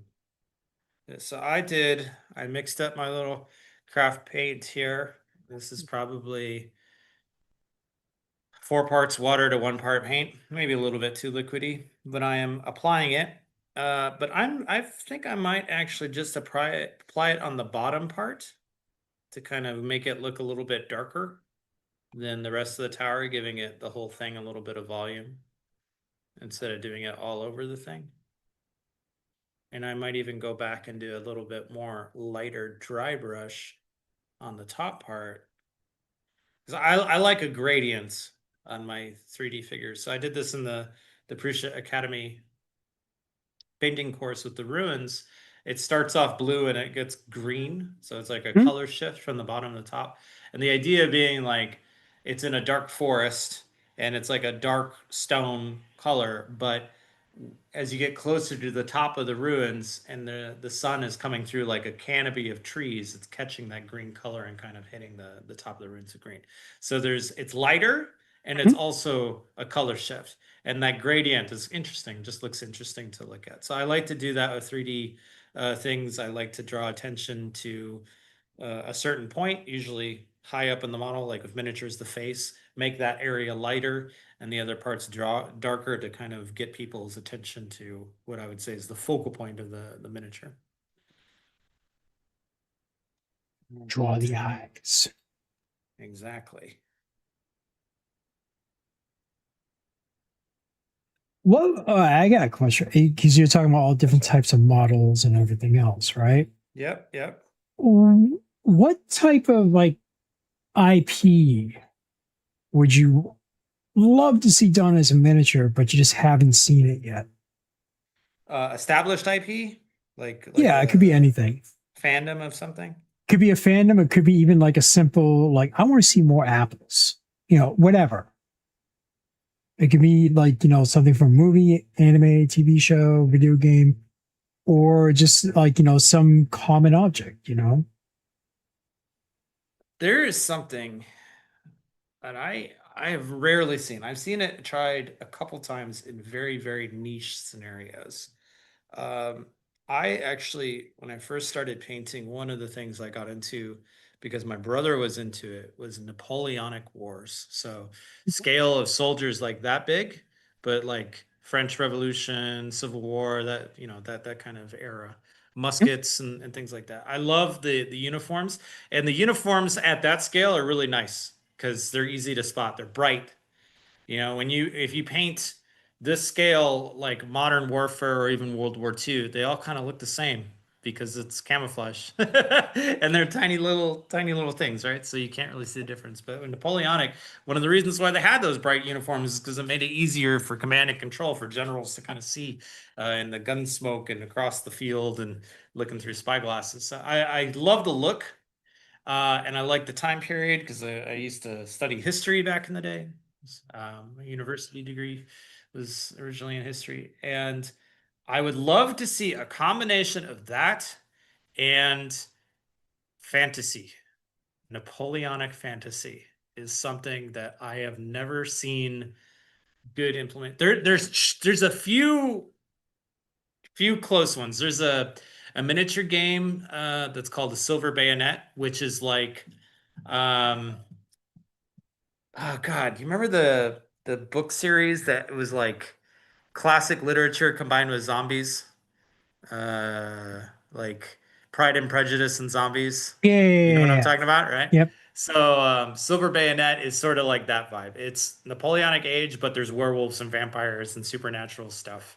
Um, a little bit of steampunk, mage punk, arcane slightly touches on this slightly, where you're not quite modern, but you have this kind of opulent imperial looking stuff with muskets and a little bit of magic and things. I really enjoy that. I think that's a combination of two of my favorite genres would be great. And I don't see any miniatures, and it bothered me that it doesn't because I would love to paint something like that. And I've almost been inspired to do my own 3D modeling or sculpting and make my own stuff. If I had another 12 hours in the day, I would probably try that. But Thank you. alas, I haven't been able to. So I've stuck with mostly fantasy. I do a little bit of sci-fi here and there. I like Necromunda and a little bit of cyberpunk stuff as well, but for the most See, part, I think you should do it. Like you team up with the designer where you have to try to design Oh. your model and then the designer has to paint it. that is to riff off of that. My dream is to find a sculptor, either traditional or 3D, like digital, and work with them to make some miniatures that way. Like I would bankroll it, I would paint them, I would do all that stuff, but I do not have the time to pick up that side of the hobby, unfortunately. And just wait to get to my age. You'll have plenty of time. Yeah. I need to retire. I need to get fired first. Yeah. What do I have to say here on the channel to get fired so I can pursue my dream of sculpting Napoleonic fantasy miniatures? Well, Give me some I'm ideas. not going to say anything. Chat, don't encourage him because Edward's actually one of the good ones. And That's standards You are know, low. fellow North American person. I'm just saying that just in case if you're one of those Canadians. No, I'm just kidding. Hey, I like the Canadians. Hell, I'm on their side. It's my guys. Okay, I just decided now to make this even more visually appealing. I had the original idea of doing the wash only on the bottom, but I kind of want to do it at the separation point. So make a little bit of a darkness like here, as if like the water is maybe collecting along these little sills here. Move it up a little bit. Oh shit, yeah. I It's actually okay. need to pay attention It's to what all I'm right. doing here. I don't know Yep, if you can okay. see it. The lighting I can is not see there. it. Oh, there we go. There we go. So Mhm. you see on the bottom it's dark, right? Yep. So like right here it's dark. And then it's a little bit lighter here. And I'm gonna do a little dark line here, Mhm. like right along this edge, and I'm gonna do one here. And that'll also break up so to make it look a little less monotonous, you know. I think it'll look neato, you know. One thing that I kind of mess up on, I was like, yeah, I'll start painting online. So I have a X-Men Master Mold. I'm like, yeah, I'm going to start this project. And I'm like, okay, I'm going to prime it. That'll be the first thing I did. I did on stream and I was putting myself to sleep. Because I'm just sitting there and I'm like, I thought this would be more interesting, but I was Priming? wrong. Yeah. Brush priming. There's nothing, because it's just like, okay, I'm just going to put this on. And then I'm like, okay, it's not soaking in. Yeah. So then I had to do like another coat. And I think I Yeah. got like, by the time it was all said and done, I got 1 foot, not the leg, just 1 foot. Just a foot. I'm like, all right, next time I will Bummer. I will Lesson prime. learned. Yeah. I will prime off stream. Probably wise, yeah. No one yeah, well see that's the thing. I mean, like, 'cause, like when you're doing miniatures, No one priming's tells you easy. these It's things, it's yeah. only like a little itty bitty thing. When you're doing a model that's 2 feet tall, it's Yeah. gonna take a little bit of time. Well, even then, like I have this problem at events. And pro tip for those of you who again want to do the painting club, part of making a painting club is making it as accessible as possible for newbies, and that means having stuff on hand, having all the paints, having all the palettes and the light and the paintbrushes and everything, and having miniatures, miniatures that are ready to paint. So because of what Shane just described, actually, because if somebody shows up and they have a miniature that they got, but they haven't primed it, it's kind of boring for them to sit and paint one color over everything, then sit there, wait for the primer to dry before they get to the fun part, the color stuff. So what I usually do is I have a collection of miniatures, like I showed earlier, that are pre-primed. And I do them in such a way, let's see if I can find a good example of this. Do them in such a way that these are primed in what's called a zenithal highlight. So I'll try to put this in the right position here. So it's black and white, right? But you can already see there's a little bit of shadow and shade to it. And basically the reason is because it's first primed in a dark color like black or dark gray. You can see looking up from the bottom, the right here, not blocked by the base, but this part is all black. Yep. And then it's painted from the top like this with a spray paint coming from this direction with white color. And this automatically gives it shade. So as if it's a person standing outside and they're like the sun or light's coming from above. And right here, there would be shadow because the light is coming from up here. Basically, it helps a lot. One, it looks cool by itself. And people are like, ooh, they can see the details easier as if it was just one color. They can also think about where to put color and light in the miniature, because actually when you start getting into miniature painting, you realize really quick it's not so much about the colors, it's more about the light. You can paint an interesting miniature using a few colors, but it's where you put the light and showing the volume in a mono, like a black and white movie. It just looks cool if you have dark parts dark and shade and light parts light. And this kind of helps do that. It helps get you in the mindset of like, okay, where should I put the dark colors? Where should I put light colors? And having this on hand when you have a painting club and having a selection of these that are already primed, that are already kind of giving you clues as to where to start painting and how to start painting, that makes it a lot more accessible, and you will get people more engaged, less intimidated on their first painting mission. So Tommy's here. I didn't know that. That's really Hey, interesting. Tommy. I didn't know. Okay. Well, thanks. You just read the message for me. Sorry. No, don't be. Is that your? Am I taking your job? I only have one job. It's just to read comments. You're painting. That's my job. Yes, well, see, you're doing it. You're doing it very well. I'm just, pretending I'm doing something. Hey, Tommy, how's things? No, but to kind of go back, it's like, you're basically telling a story with how you paint something. It's like, it's almost like, you're a director of photography for a movie or, or whatever, and it's like you're telling a story. It's like, is it daylight or sun or nighttime? Is it rough weather? Did the person trample through the mud to get to where they are? Are they wounded? Are they, pleasantly happy with sunshine and flowers? So I mean, like, there's a lot I think that you can do. Absolutely. And then on the flip side, you can take it to one step further. It's like, you know what?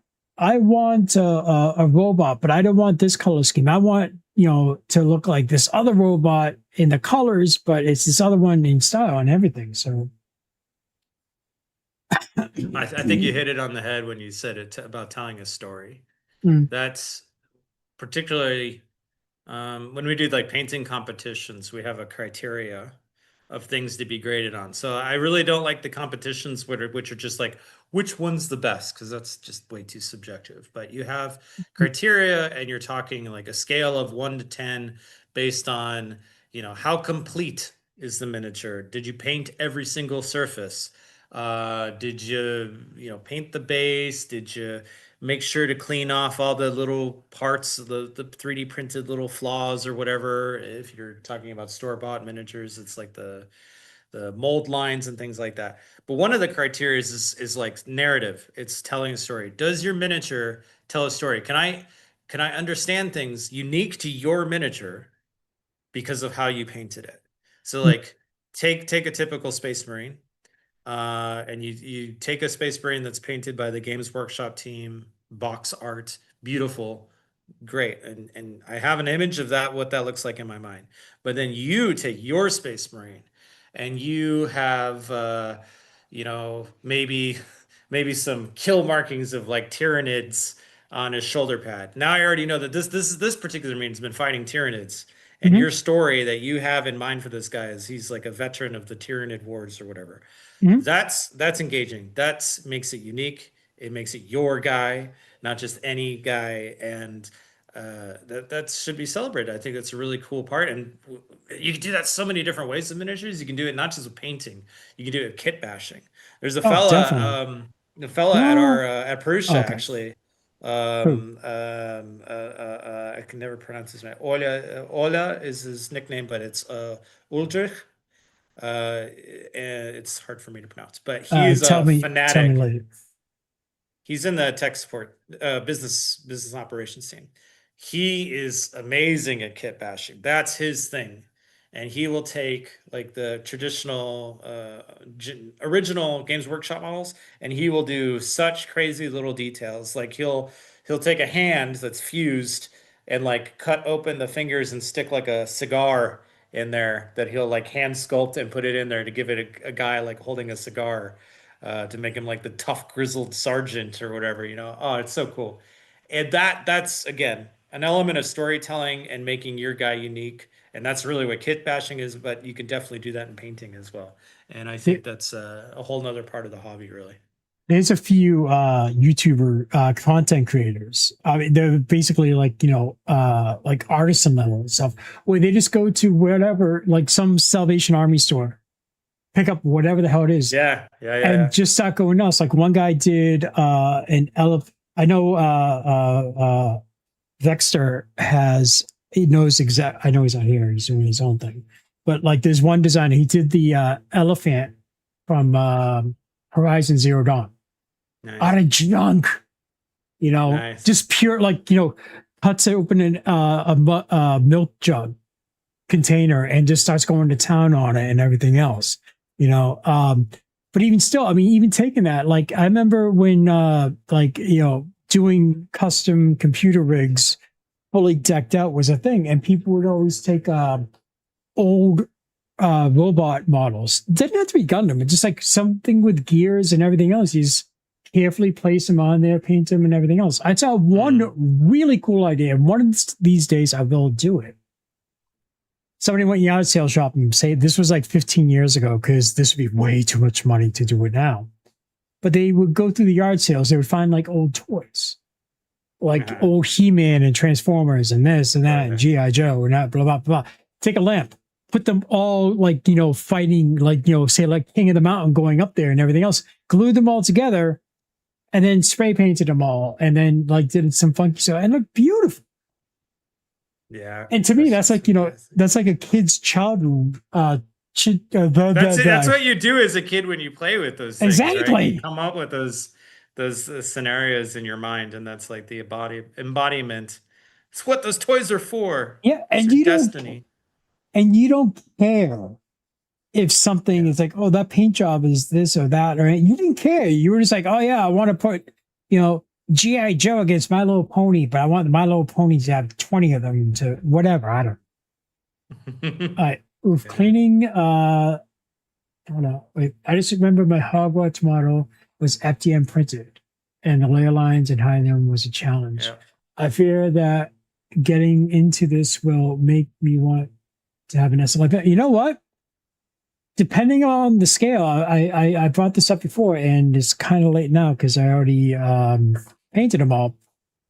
I did. If you're patient enough, I did this at a 0.1 layer height, and I brought it to light, tilted around areas. You can't see the layer lines on this. So I think with modern FDM technology, you don't, like say 10 years ago, oh, most certainly you needed a resin printer. 5 years ago, you couldn't. That was, and then resin printing was more commercially available to a wider public. But even still, you'll see, I don't see as many resin or 3D printing resin content creators as I used to see, several years ago. And, you can go online and you'll see like a whole bunch of people, they'll talk about printing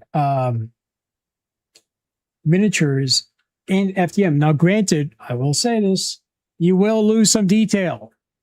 Yep. Okay. But again, it depends upon what you're printing, the size of it and everything else. So, okay, the cleaning, the mold lines is horrible. On the injection mold miniatures. The seam lines you're talking about. Yeah. I've seen some people, they do it and they get it done. Then I've seen some other, especially the gunpowder builders, where they're make their own slurry and they take it to a new level. Oh, Horizon Zone Zero. I'd love to paint a miniature of Aloy and Brownhead. It looks so cool. I love that game so much. Yeah, it's totally a scale thing. I just added a lot of paint and chose smaller layer heights. Yeah. I mean, for this one, each section of these was roughly, I think 12 to 14-ish hours, depending upon which one I did. It wasn't too bad. I think as long as you're patient with it, because everyone's like, oh my God, I need to print faster. I need to print faster. I need this print now. Yeah. Dude, I put it on the slowest setting, stealth mode, and turn the speed down. And it's I get something very nice I don't have to worry about because I don't want to sand something. I can show you some insane scale. Well, hold on. This has to dry anyways. Actually.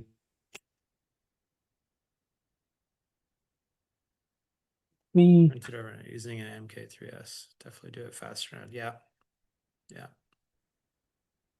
I know I'm not going to be able to get this guy in frame. The Gundam? No. This is one of my secondary Transformer? projects.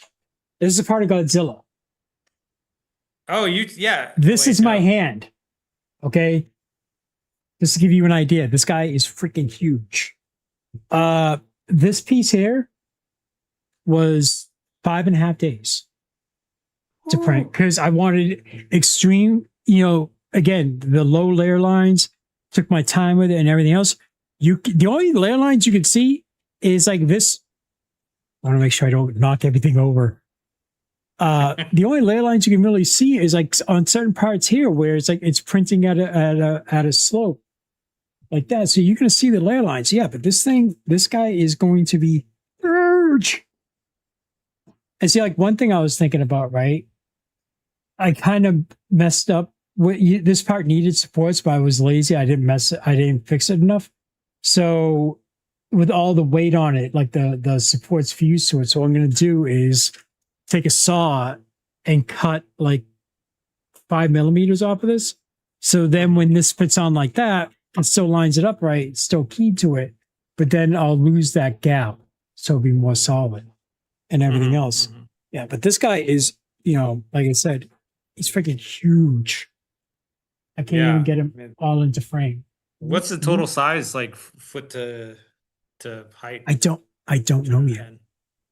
It's I'm printing the torso now so I can get the head, and then there's 5 or 6 parts for the tail, and then all the dorsal things. And the one thing that kind of killed me though, because I did this in recycled PLA, recycled PLA, is that I ran out. It's kind of hard to see on camera, but I ran out. This shade is so dark and everything else. It's almost like a perfect match where I wouldn't have to really paint it, to have it all one thing. But then when I put in the other one, since it's, the recycled stuff where it's just like they throw it in, it's not supposed to match color. It shifted. I'm like, oh God.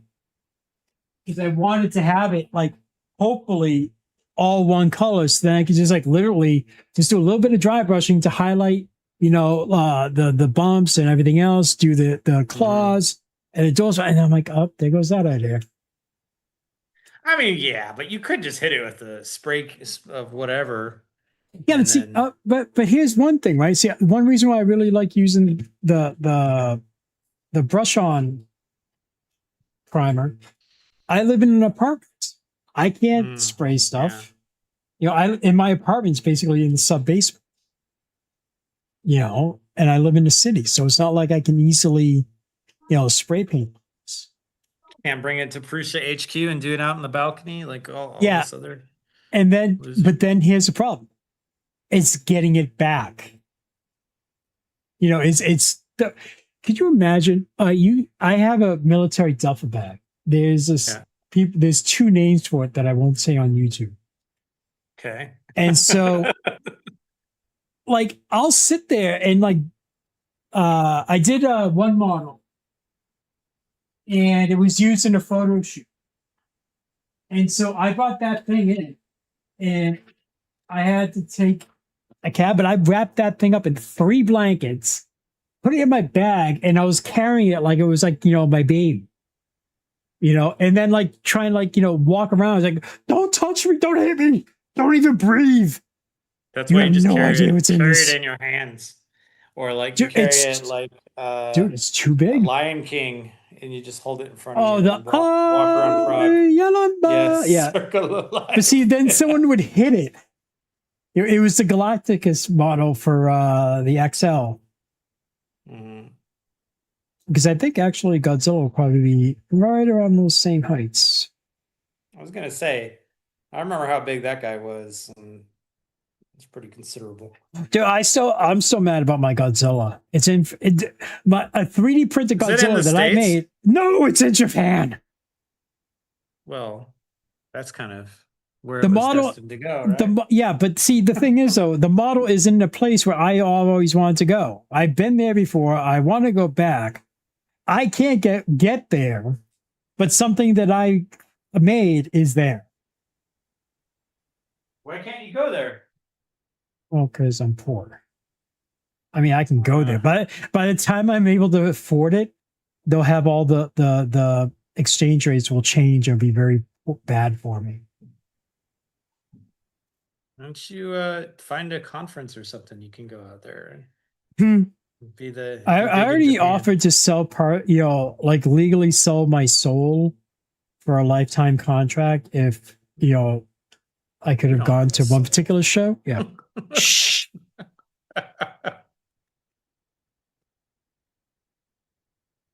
Okay, so I know we were committed to doing entry level, craft paints, whatever. But there is a thing that I want to play with. Yeah, it is definitely not entry level stuff. It's this what's it called? It's called Dirty Down Moss, which a lot of the miniature painter guys use, and I finally picked up. This stuff is stupidly expensive. I forgot the price on it, but it's like an enamel based, water soluble paint that basically dries super matte. So in theory, if you mix it up really, really good, which I gotta do still, and you paint it on your miniature, when it dries, it looks like very, very matte. It kind of gives the effect of like fuzzy moss on a miniature. So I'm hoping that I did. I don't know if you can see it. Hold on just a second. Yep. I did apply some flock and a little PVA glue on the side of the tower there. And you see it kind of looks like creeping ivy up there. So that gives it some color and some variation. If you don't have flock, this is, if you're stateside, you have this company called Woodland Scenics, which does all the stuff for like model railroad people. Yeah, And this is, yeah, it's like popular, pretty easy to get. But if you can't get this and you want the cheap way, tea bags. Cut open a tea bag, you use loose leaf tea bag leaves, and do the same thing. All this is painted on PVA glue, and then you sprinkle on the the tea leaves afterwards. It sticks to the wall and it looks like ivy, and it's sick. And you should do that. yeah, because I remember ages ago I did Photismint did a fairy dragon. So it was like a dragon, but it had fairy wings on it. It was really cool. It was on like a tree stump and everything else. It looks so damn cool. And so What I'm scale like, was it? Was it like standard? oh, like it the was scale you're doing? it wasn't a miniature thing. I mean, you could shrink it down for a miniature, but actually, if it on his if he still has it up, my mini factory model's on there, and he liked the photo that I did so much he used it for his thing. But I remember, like, I'm like, I need to add something to this. So I went to like a craft store and I got stuff that was normally for like, you know, dioramas for trains and everything else. And I just kept on just like, you know, randomly placing it. You know, and it's like I love doing it because like it's so difficult to actually screw it up. You know, because you're just adding a little bit of extra, you know. I mean, of course, anything is possible, but I mean, like, you know, it's like, oh God, put too much this here, too much grass. Okay, what about, you know, adding a little bit of this or do that or, you know, blah, blah, blah, blah, blah. You know? Those railroad model stuff, man, stuff is a godsend, and it's so cheap compared to And like so, the hobby specific stuff. Like, um, I don't know. That's just a general rule in this hobby. I think there's tools that you can get. If you can get the non-hobby specific tool, it will save you so much money. Like, basic example, if you get like a hobby knife and you get the Games Workshop or Army Painter hobby knife, you know, like a scalpel, like Mhm. a standard like medical scalpel, it'll cost you an arm and leg. If Oh you yeah, can go and you buy like 200 scalpel blades from like medical surplus, it's the same damn knife. It's like, and it's so it just much has a cheaper. fancy label on it. Well, that's also like, you know, like for anything. I mean, like gunpla builders, you know, it's like, oh yeah, there's a pair of you know, flush cutters and they're like $75. And it's like, dude, these are the same things I use, and they're like, you know, 3 for $5. And they Yeah. cut just as well. Or They there's like do have those really nice side cutters, the God hand side cutters that the gunplay guys, and they yeah, are rad, but they are 75 freaking dollars. What yeah. is that? I know it's a, but then again, I mean, like I can understand if that's like, you know, if it's something that really brings you joy. I know we're sitting there bitching and complaining about prices and everything else. You know what though? If something that if getting that $75 plus cutter, you know, makes you happy that you can now sit there and, you know, do the models that you want to do and have nice fresh cuts, and to you it makes it look better and you enjoy it, it's all that matters. And in Go and be happy. fact, Yeah. I say that $75 item to you, to the individual who is now happier than a pig in slop, that's almost priceless. Yep. And, you know, just enjoy it. I mean, yeah, I can sit there, you know, I mean, oh my God, it's this much money. What the hell? Blah, blah, blah, blah, blah. Yeah, it's because part of me is like, damn, I wish I could afford it, but I can't. So I'm just going to be jealous and bitchy and, you know, all that stuff. Basically. Yeah. Same. Dad, can you go get me a drink of water, please? With And one ice? for me. And one for Shane. Shane wants one too. Uh-huh. Yeah. I want a little bit of lemon in it. And I I'll take want, some kvass, I- actually. You want some I- kvass, Shane? what's the hell's clause? Kvass. It's Kvass. fermented bread drink. You're in Central Europe, so they probably don't drink it. The Eastern Europeans, it's the, I don't know. It's the, I don't want to say it's a drink of choice, but it's one of those you know, childhood drinks. Acquired tastes. Yeah, definitely an acquired taste. It's kind of like, I don't know, like cream soda or ginger ale or something like that, you know, root beer. You know, root beer is a completely alien concept over here. Oh, Dude, do you know how many times I could do like movie references or whatnot, and I can't because no one would understand them? yeah. So sad. That's why you're kind to me, because I'm the only one that gets some of your jokes like this. There's no ice. No ice. Oh my god! Can you fill up the ice machine? There's Yeah, no we're talking ice. about it. Yes, fill the ice machine, dear. Put water in there, dear. Here it is. No, it's not. It's blinking right now, probably. What's Mm. the- I don't know what this candy is that my youngest daughter just gave me, but it's delicious. I just ate it. Oh, it's Marlanka from Prague. Nice. Oh, that wasn't candy. That was Ask him if he knows Marlanka. Hardcore narcotics in the shape of a candy ball. What? Marlanka. Okay. Not Miracle. Can you go What? get me some ice? Brax is getting the refill for the ice machine, and you would Kids are making excuses about not being able to figure out how to use the ice machine. Because Yeah. there's nothing in it. hey, That's so procrastination fun. is a skill that is learned over time. They are starting young. True. Yeah. All right, so How much do you think? this was before I did the wash. I'm Mhm. gonna Let me switch. Okay. Yeah. So you know, kind of did it and everything else. So then I'm like, Yeah. oh, I did the wash. I did one layer of it, but then I'm like, wow, that makes it look so much better. And then I did a second layer just so I can get it all into those crevices and everything else. And it, to me, it just gave it a more realistic look, because I didn't want like a nice pretty tower. I wanted something that looks, you know, old and been around for ages. So I'm just like really happy with the way this came out. Hmm? No, it Especially definitely when has you- a good vibe too. Especially when you compare like the inside, which still has a primer, and then the outside. Mhm. And then I'm like, I am never touching the inside of this. I mean, the whole thing is designed to be used as like terrain, right? I mean, like you could technically put miniatures in there and run So it. if I had miniatures to put in there. Yeah. Well, get on that. Paint them out. Is it FDM? Yes, it is. Yep. Well, actually, the one that I did is FDM. I printed it at very Mine too. lower layer heights.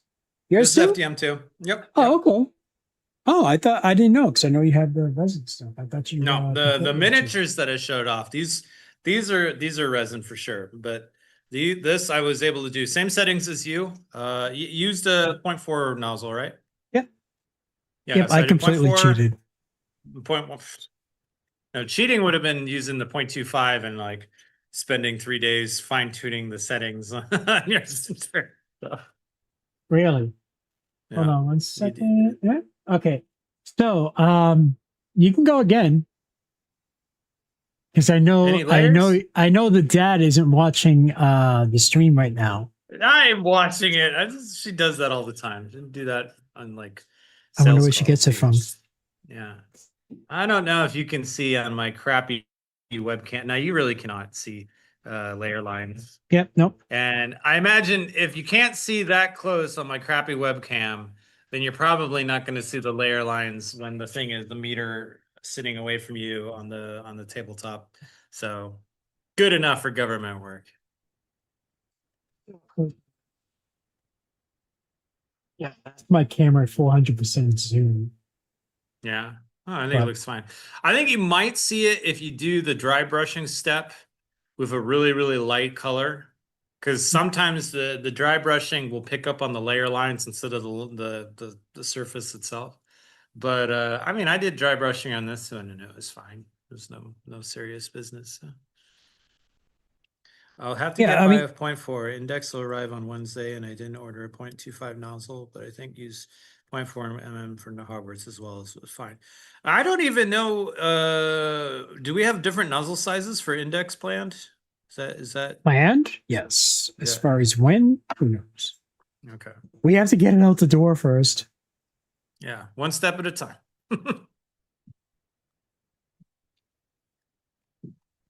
Okay. Gosh, yeah. Actually, Shane What? on his bigger tower, he did a full wash. I'm just answering what Oh, Cagliostro did. I did a wash, but not on the whole thing. I just did it on the bottom and at each layer separation there to make it a little bit darker. But I started off with a black base coat. Shane started off with gray going light, and I started with black going slightly lighter, medium gray, bluish gray. Yeah.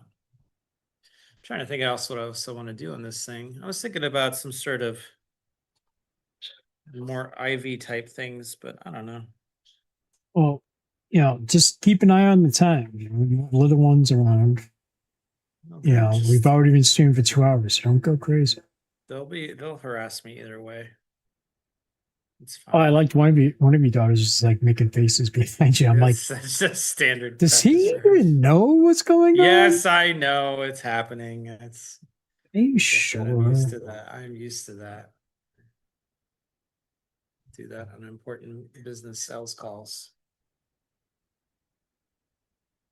All right, I was like during a certain event that happened in 2020, and I have no idea. Wait, I'll say one thing, right? I hate watching every once in a while I throw on True Crime. True crime. True Crime for I background love that noise. show. Shut up.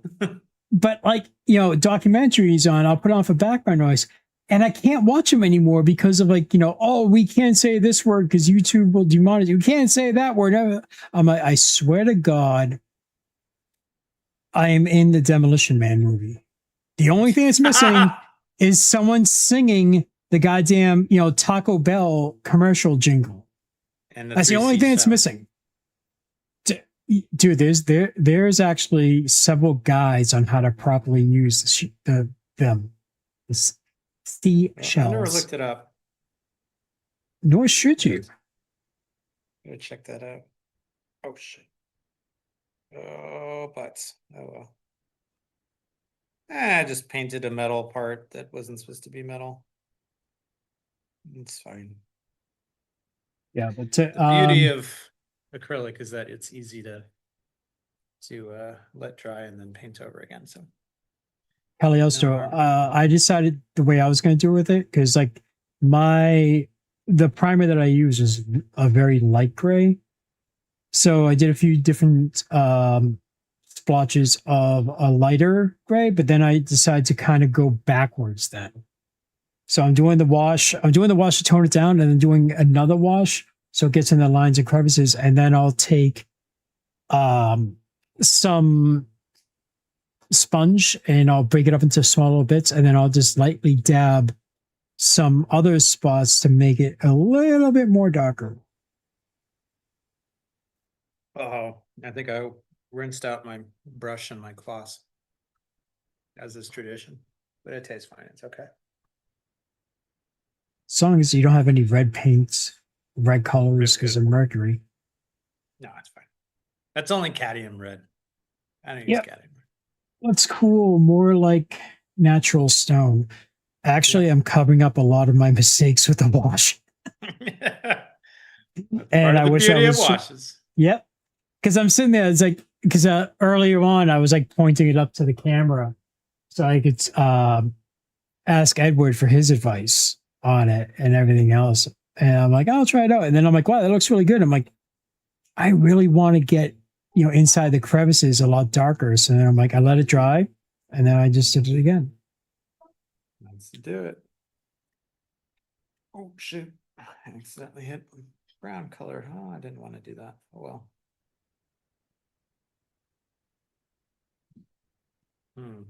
Okay, I need to use more white. I'm going to still highlight this a little bit first.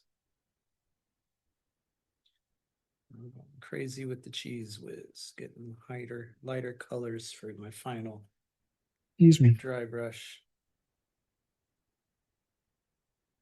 So when are we're gonna really get a Never. Okay. Huh?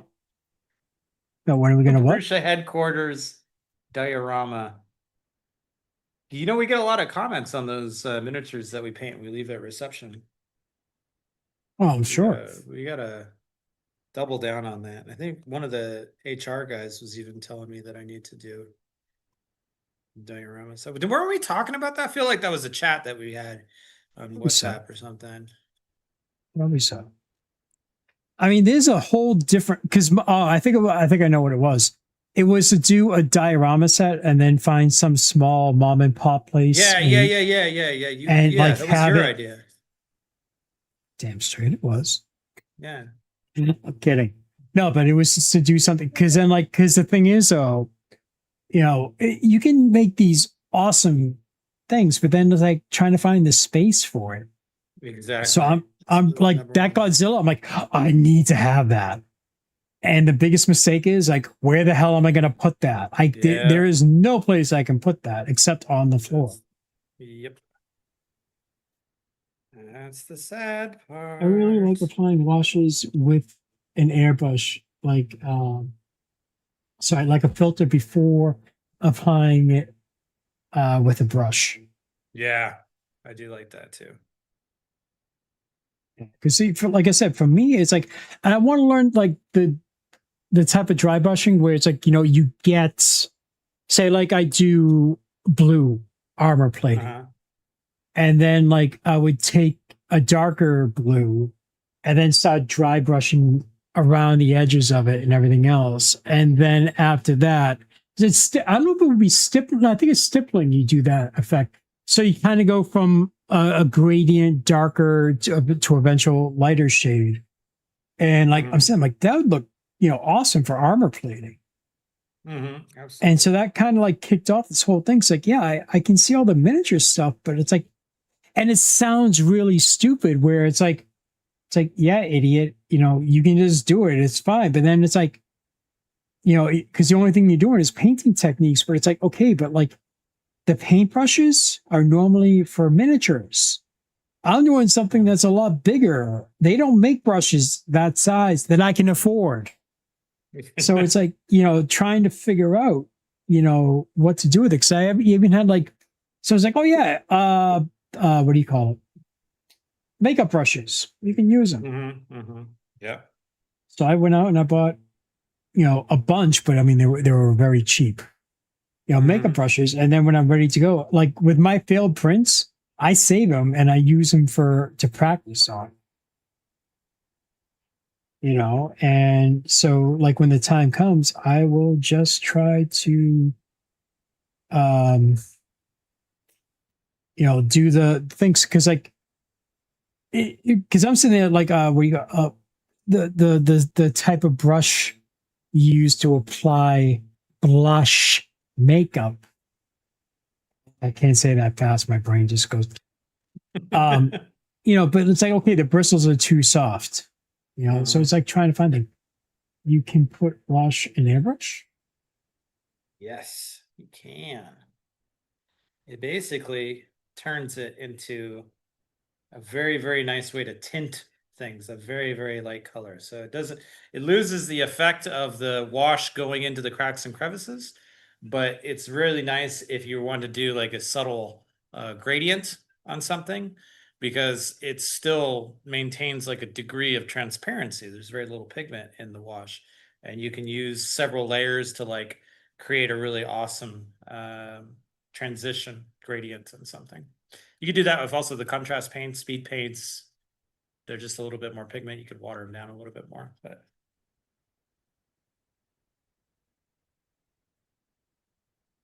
See, I kind of miss like going. It's probably it probably breaks down to experience and knowledge of everything else. But like I miss stuff in the States where it's like oh yeah, I would go if I needed paint, I would take $20 and I would come back from Walmart with 40 tubes of apple crap. Oh, was it apple barrel or something like that? Apple barrel. Yes. Yeah. It's like I have 40 jars or tubes of paint. And like I said, I want, some stuff to add, like some foliage to add. Oh, that's easy. There's 5 different craft stores around me and everything else. Like I can find it here. But it's like, oh, well, not a lot of people do that here. So that's a specialty item. So now you're going to pay, the whatever, the syntax or whatever you want to call it. Yeah. These are $2 in Ukraine. If you Mhm. want them. So not $1, but or half a dollar, I guess, in your case that you described it. But Well, yeah, it's like $5 for 2 of the acrylic stuff and everything else. I do like going to the tabletop shop because they have so much stuff and everything else. But then it's just like, oof, the Yeah, they're prices not and cheap. everything else. Not cheap. And hence that's why I'm like, I could never, people who buy these are crazy. No, I'm just jealous and mad that you're able to afford something that I want. So of course I'm gonna be like, hey, you kids these days, they don't understand. Well, my tip is to neglect your children. Don't save for their education. Spend all that money on modeling supplies and 3D printers. This message Well- has been endorsed by Edward Ray. Well, you know what the thing is though? Like, forget about going to college, a trade school. Yeah, that's 'Cause- right. Especially like a good trade. Hell, I remember it was almost 10 years ago. I remember seeing a thing. So was it Wisconsin, right? Middle of boonies nowhere. The local high school had a work, it was more like a vocational school, and the kids were learning CNC operations. The kids, 17, 18 years old. Well, it had to be 18 because of insurance, right? An 18-year-old kid, fresh out of high school, an apprenticeship at CNC 10 years ago, $45 an hour. I'm just sitting there. I'm like, like having a seizure and a conniption fit at the same time. I'm like, it's just like, yeah, someone, I mean, I want to go to my parents. Like, the whole thing about going to college. Yeah. Someone lied to you and you lied to me. And now I'm pissed. Yeah, I feel very similar. There's my guys on a tower. Huh? Oh, There they nice. are. Very nice. Yeah. Wait, so are you done? I think so. Uh, I'll still hang out. I don't mind. well, no, I'll finish,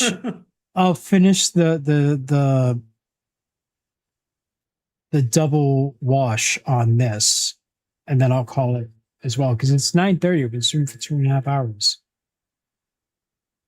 Usually we do our So- painting sessions for like 3 hours. So Well, I'm kind of in the ballpark. oh, I'm gonna bring some here, hold on just a second. I'll use this opportunity to showcase some other things here.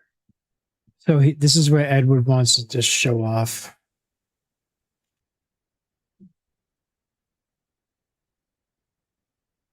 Yeah. Okay. The difference on this is absolutely insane. Okay? I'm in big view. Okay. So I'm going to do this very quickly while he's getting his things. But yeah, like I said, this is like before, after. Yep. That's just absolutely crazy. All right, go ahead. Yeah, you should be glowing eye. Come join the painting. All right, I got a What do you call question. this? Hold on, let me do the switch first so you can do show and tell. But wait, one second. I got a question for you guys, right? Because in Discord, we can sit there and like set up a time. If this is something you guys want to do, we could actually set up a room inside Discord where people could jump on in, paint, chill, and chat. Very nice. There you go. Yeah. See, but like if we do that, the one thing we need to do, we need to get Edward a better goddamn camera. Okay. Well, tell Joe that this is money well spent getting me a better camera. Dude, I have an I'll give you a camera. I told Mickey You know, I kind of hinted at it. Actually, in Mickey's defense, he did say that he can lend me a camera, but I didn't know if we were going to do live streams and stuff. Damn, that looks sick. See what I mean? What I mean, like it just with a little bit of what do you call it? Little surrounding ambiance to it. It looks awesome. By itself, it's cool. But you put it on a hill and you give it a little bit of nature around it. And then See, but then in my head, it's like, and then Godzilla came over the hill and ate the tower. there we go. I put guys on there now. And he ate the tower. Yeah, we could have Godzilla right here. That would be a sick thing. Why not? Yeah. There's actually a good comic book series, and it's like basically Godzilla rages across time. That's In amazing. like feudal Japan, he battles the Greek gods. That's great. It kind of reminds me of any sort of like modern thing sent back in time. The first thing that comes to mind, you know this one because you're a former Navy guy. The Final Countdown, Mhm. right? Yeah, I love that stuff. You have the paintbrush in your mouth. Mm-hmm. That makes sense. Having some company in Discord while painting in school. That's what I was saying, dude. It's a social activity. It's great social activity. If you guys want that, we can make it happen. I love having an excuse to paint. And I'll 'Cause, like- harass my Ukrainian audience to come and hang out with us. Yeah, I mean, it's like I think you can get like I don't know. I would have to. I know there is a limit, but I mean, like I'd be willing to upgrade the Discord server if there was like if there was say like 10 or 15 people wanted to hang out, and then like the cool thing is like just have like a localized version of this. So then like it's like other new people in the Discord server who have no idea about painting can jump in and ask. But we could definitely do something like that if that's something you guys want. And we could even do it like where since like the difficult thing is like everyone has their own flavor of the week type of thing when it comes to social media. We could sit there and set up this and do something like this, but then add more people. Like when this would be the second time Edward and I has streamed together. The first one was for a charity event, and there was several people. It was me, Edward, and two other people. Technically, three other people, so five people. Wasn't the girl that was here earlier? I forgot her nick, but wasn't she one of them or no? What? Hold on. What Mrs. G3? Oh no. Is that her? No. Oh no. Oh, okay. I thought she was one. Yep, no. Miss Geek Tech is I'll explain later. Okay. But yeah, because I just remember from the last session when we did this, we just had a bunch of painters, right? It was me and two or three other people, and we were all just kind of talking. And we didn't have the cool camera setup that you had, if I remember correctly, but we were just hanging out. Like we all had the same Discord thing and everything else. If this was like more people, I couldn't have this setup. Because I would have to have like one screen for all, and then I would have to have a stream deck up here. So then that way I'm doing something, and if you wanted to show something full screen, I would have to like hit a button. Okay, you're on full screen now. Blah blah blah. And this one, this one, last side of the wall.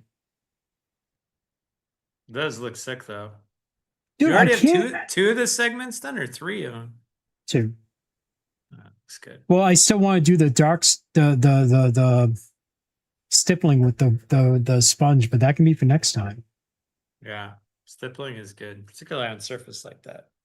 But it's really nice. Yeah, I think we could definitely do that though, especially like we could arrange it so it starts happening in the winter time or the fall time. People are coming back from school, back from vacation, and you could set up like, regular community nights within the Discord server. So we could do different things like that. I'm down. Like even on the weeks when I come out, to home office, because I go out there every month, or at least I try to. If we did it on a Monday like we did today, Mhm. then I could do this and still do our session there in Prusa, Yep. and it'd be good. I could even like, I would have to be very not careful, but I would definitely have to figure it out. I could even like bring a camera and have the camera focus in on you on a fixed point. Like You my know, nose hairs.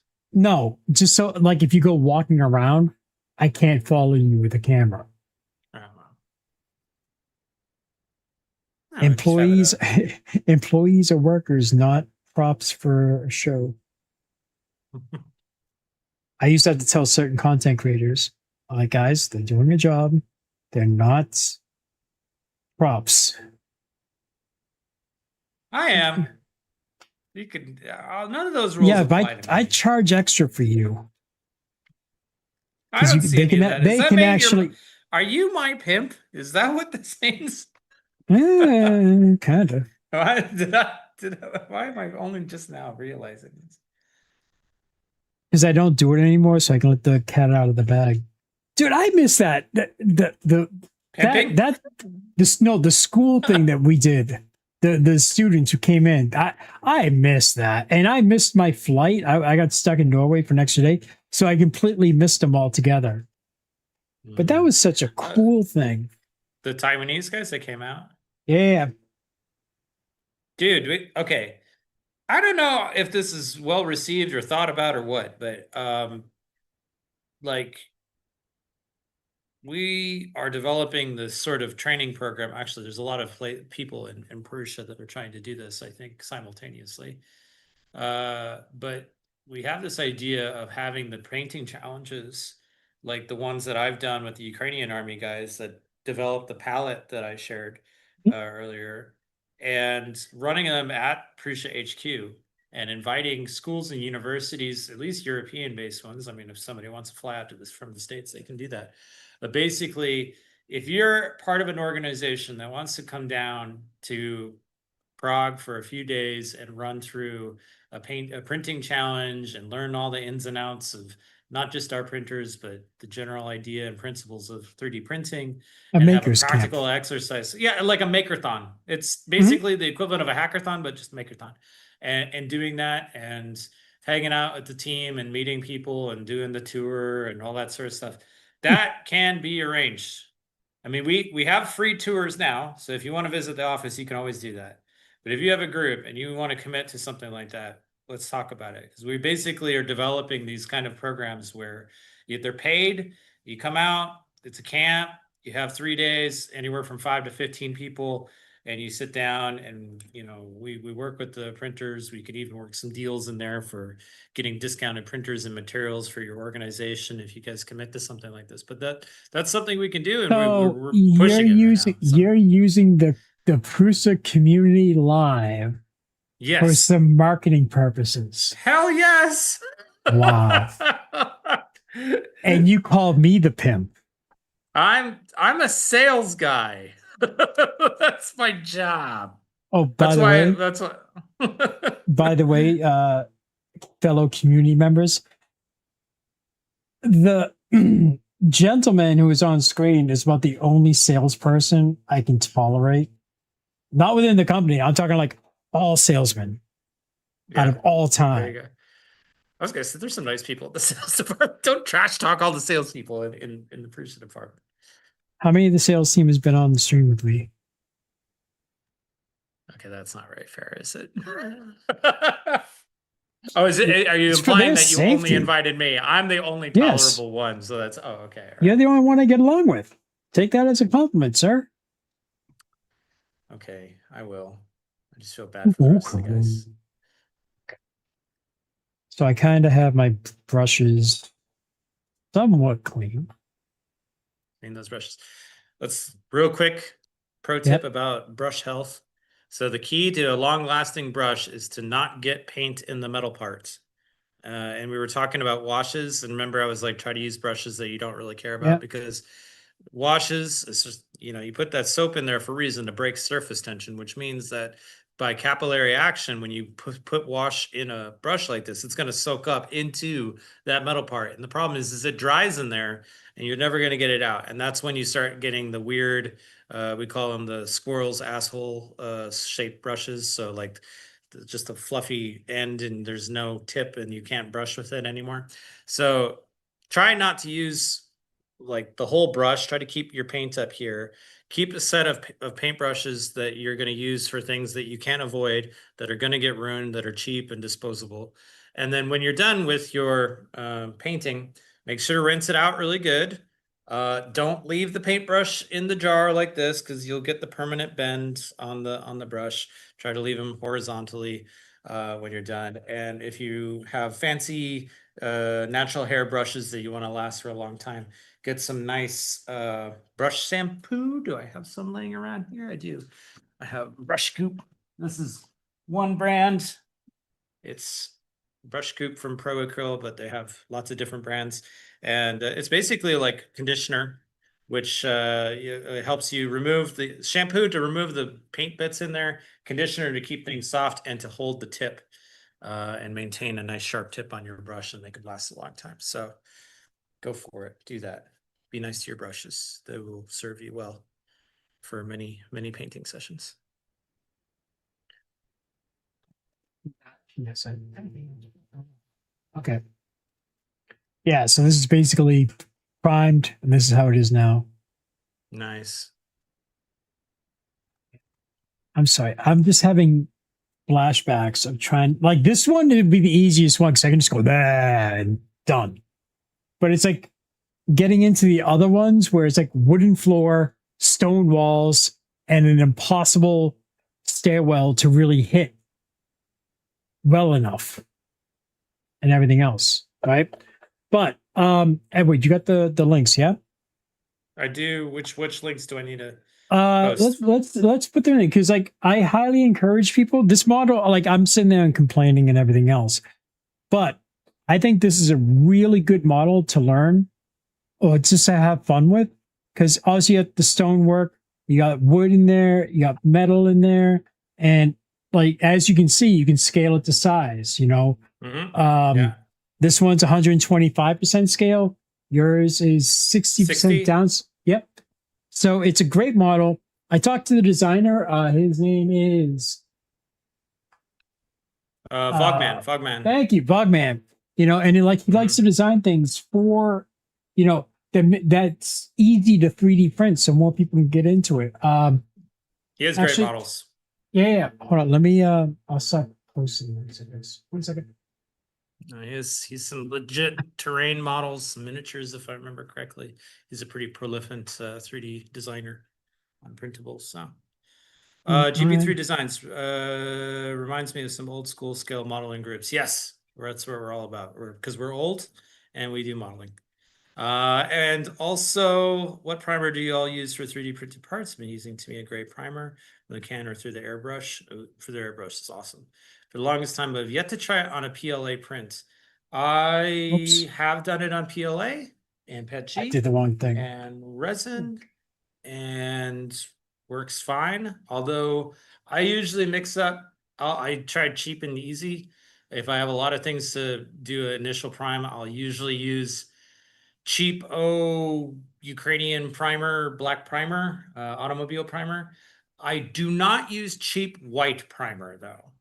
I would advise against going cheap when it comes to lighter colors, because white, particularly the pigment in white paint, matters a lot.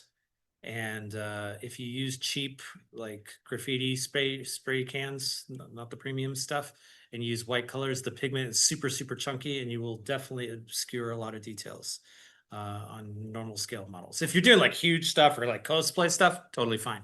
But if you're doing miniatures, you'll definitely obscure the model details. So if you're going to use primer, light primer, the Army Painter, Games Workshop, Color Forge, those are all good. I use airbrush from Vallejo and Pro Acryl, and sometimes I use white ink, which is super, super fine, but is very shiny. but it covers nice. Matte primer Okay, from there Army we Painter. go. Got to thin the heck out of it. That's the problem. Acrylic. It's just, we were complaining about it earlier. Acrylic paint through the airbrush is the most common thing, but it's also kind of the worst thing for airbrushes. So that to me is great. There's a couple different types, and there's an enamel. I can't remember the exact name of the Tamiya brand, or it's the Mr. Hobby or Mr. Tool one, and that goes in beautifully. And the YouTuber Ninjon, who's a popular miniature painter guy, he does a whole series on it. Look up like enamel airbrush primer Ninjon, and you'll find that video, and he does some recommendations. So if you can swing that, that's really good. Sorry for interrupting. Go ahead. No, you're not. You're not interrupting me at all.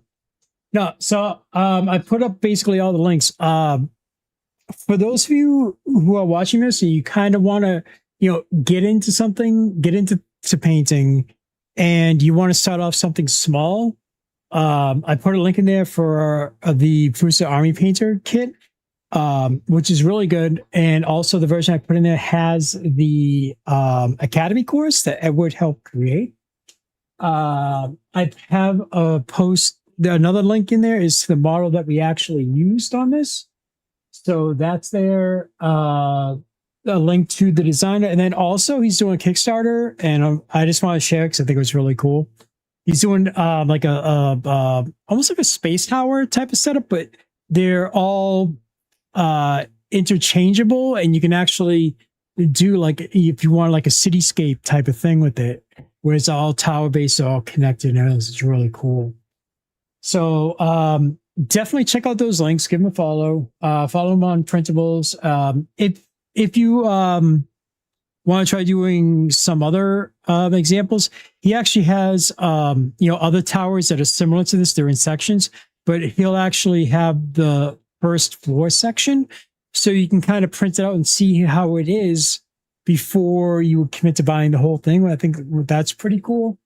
And he has some miniatures. He has some really cool like orc designs for miniatures that will go a long way. Okay. GP3 designs. Let's see those 100mm wargaming vehicles. I want to see that stuff. Love that. Yeah, you got to put it up on Printables so people can see your work.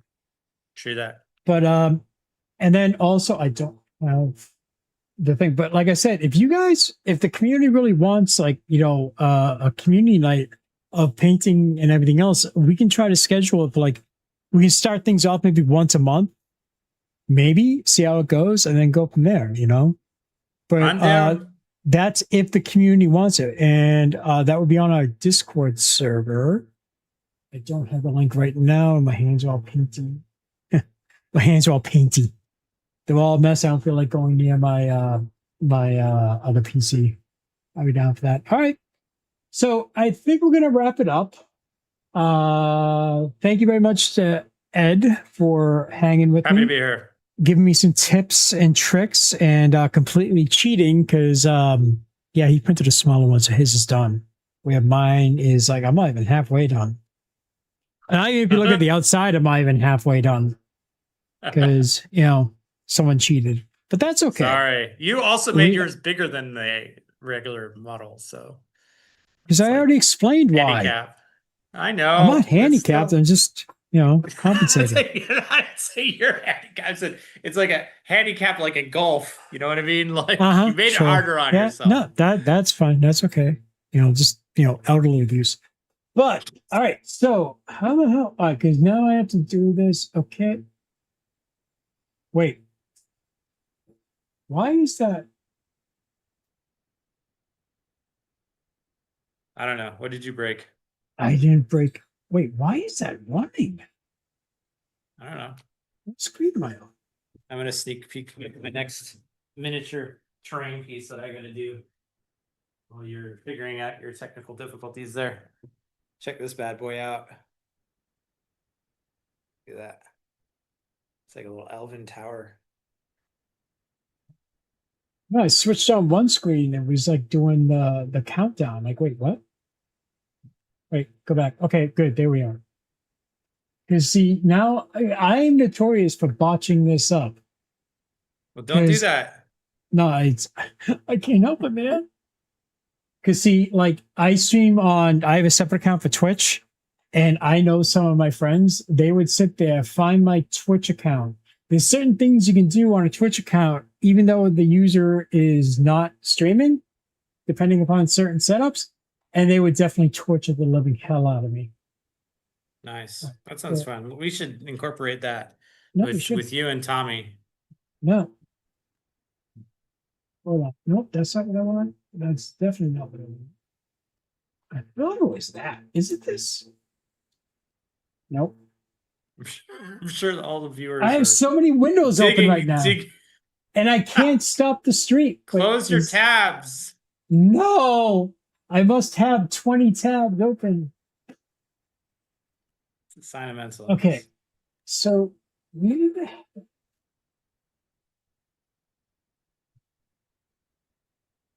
How do we have 9 people watching now that we're like basically at the point of closing things down? We're like trying to shut down the stream, and now we have 9 people watching us. you can be well, this is the very first time we did it, and like I don't like I put up a link in our Discord and on the forum, so it's not like I went all over and like grabbed it on the main account, social media. I wanted to make sure things were sorted and set. Well, we figured first. people were on the 3DM stream, so we knew we were the smaller fish. Oh no, that's fine. It's okay. No, dude, I'm just thankful he didn't. He's still streaming. Because if he would have sat there, he's like, "Yeah, we're gonna rage with hundreds of people." I'd be like, "Oh, oh no."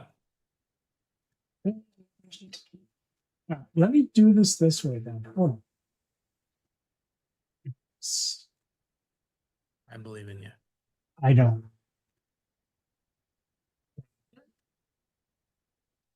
Because since I had to set it up this way, I can't. It's not like I have to stop the stream on YouTube, then stop streaming.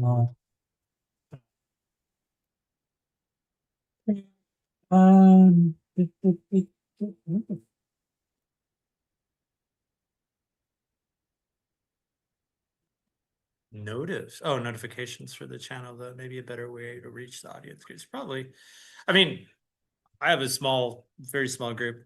There was at least one Ukrainian speaker from my Discord, from my donation group here. So I know my advertising worked. Somebody showed up. Yeah, I mean, no, my thing is like I'd rather grow the channel gradually over time, because like it's its own separate thing. Because like you had Prusa Live that was on the company's main account that's like hundreds of thousands of subscribers and everything else. This one I'm willing to build slowly. But with that, I'm always happy to have an excuse to paint. So let's make this a thing. I'm all for it. All right. Yeah, but if you guys want to, check out the forum, check out the Discord. I'll put a link in the description for the Discord and the forum afterwards, probably tomorrow. So that way, whoever's watching this now, if you're watching it live right now, tomorrow, Tuesday, come back, look at the description. Links will be in there. But again, thank you, Edward, so much for helping us out. Thanks for having me. Okay, see you guys around. Paint more minis, all that stuff. Bye. Bye-bye.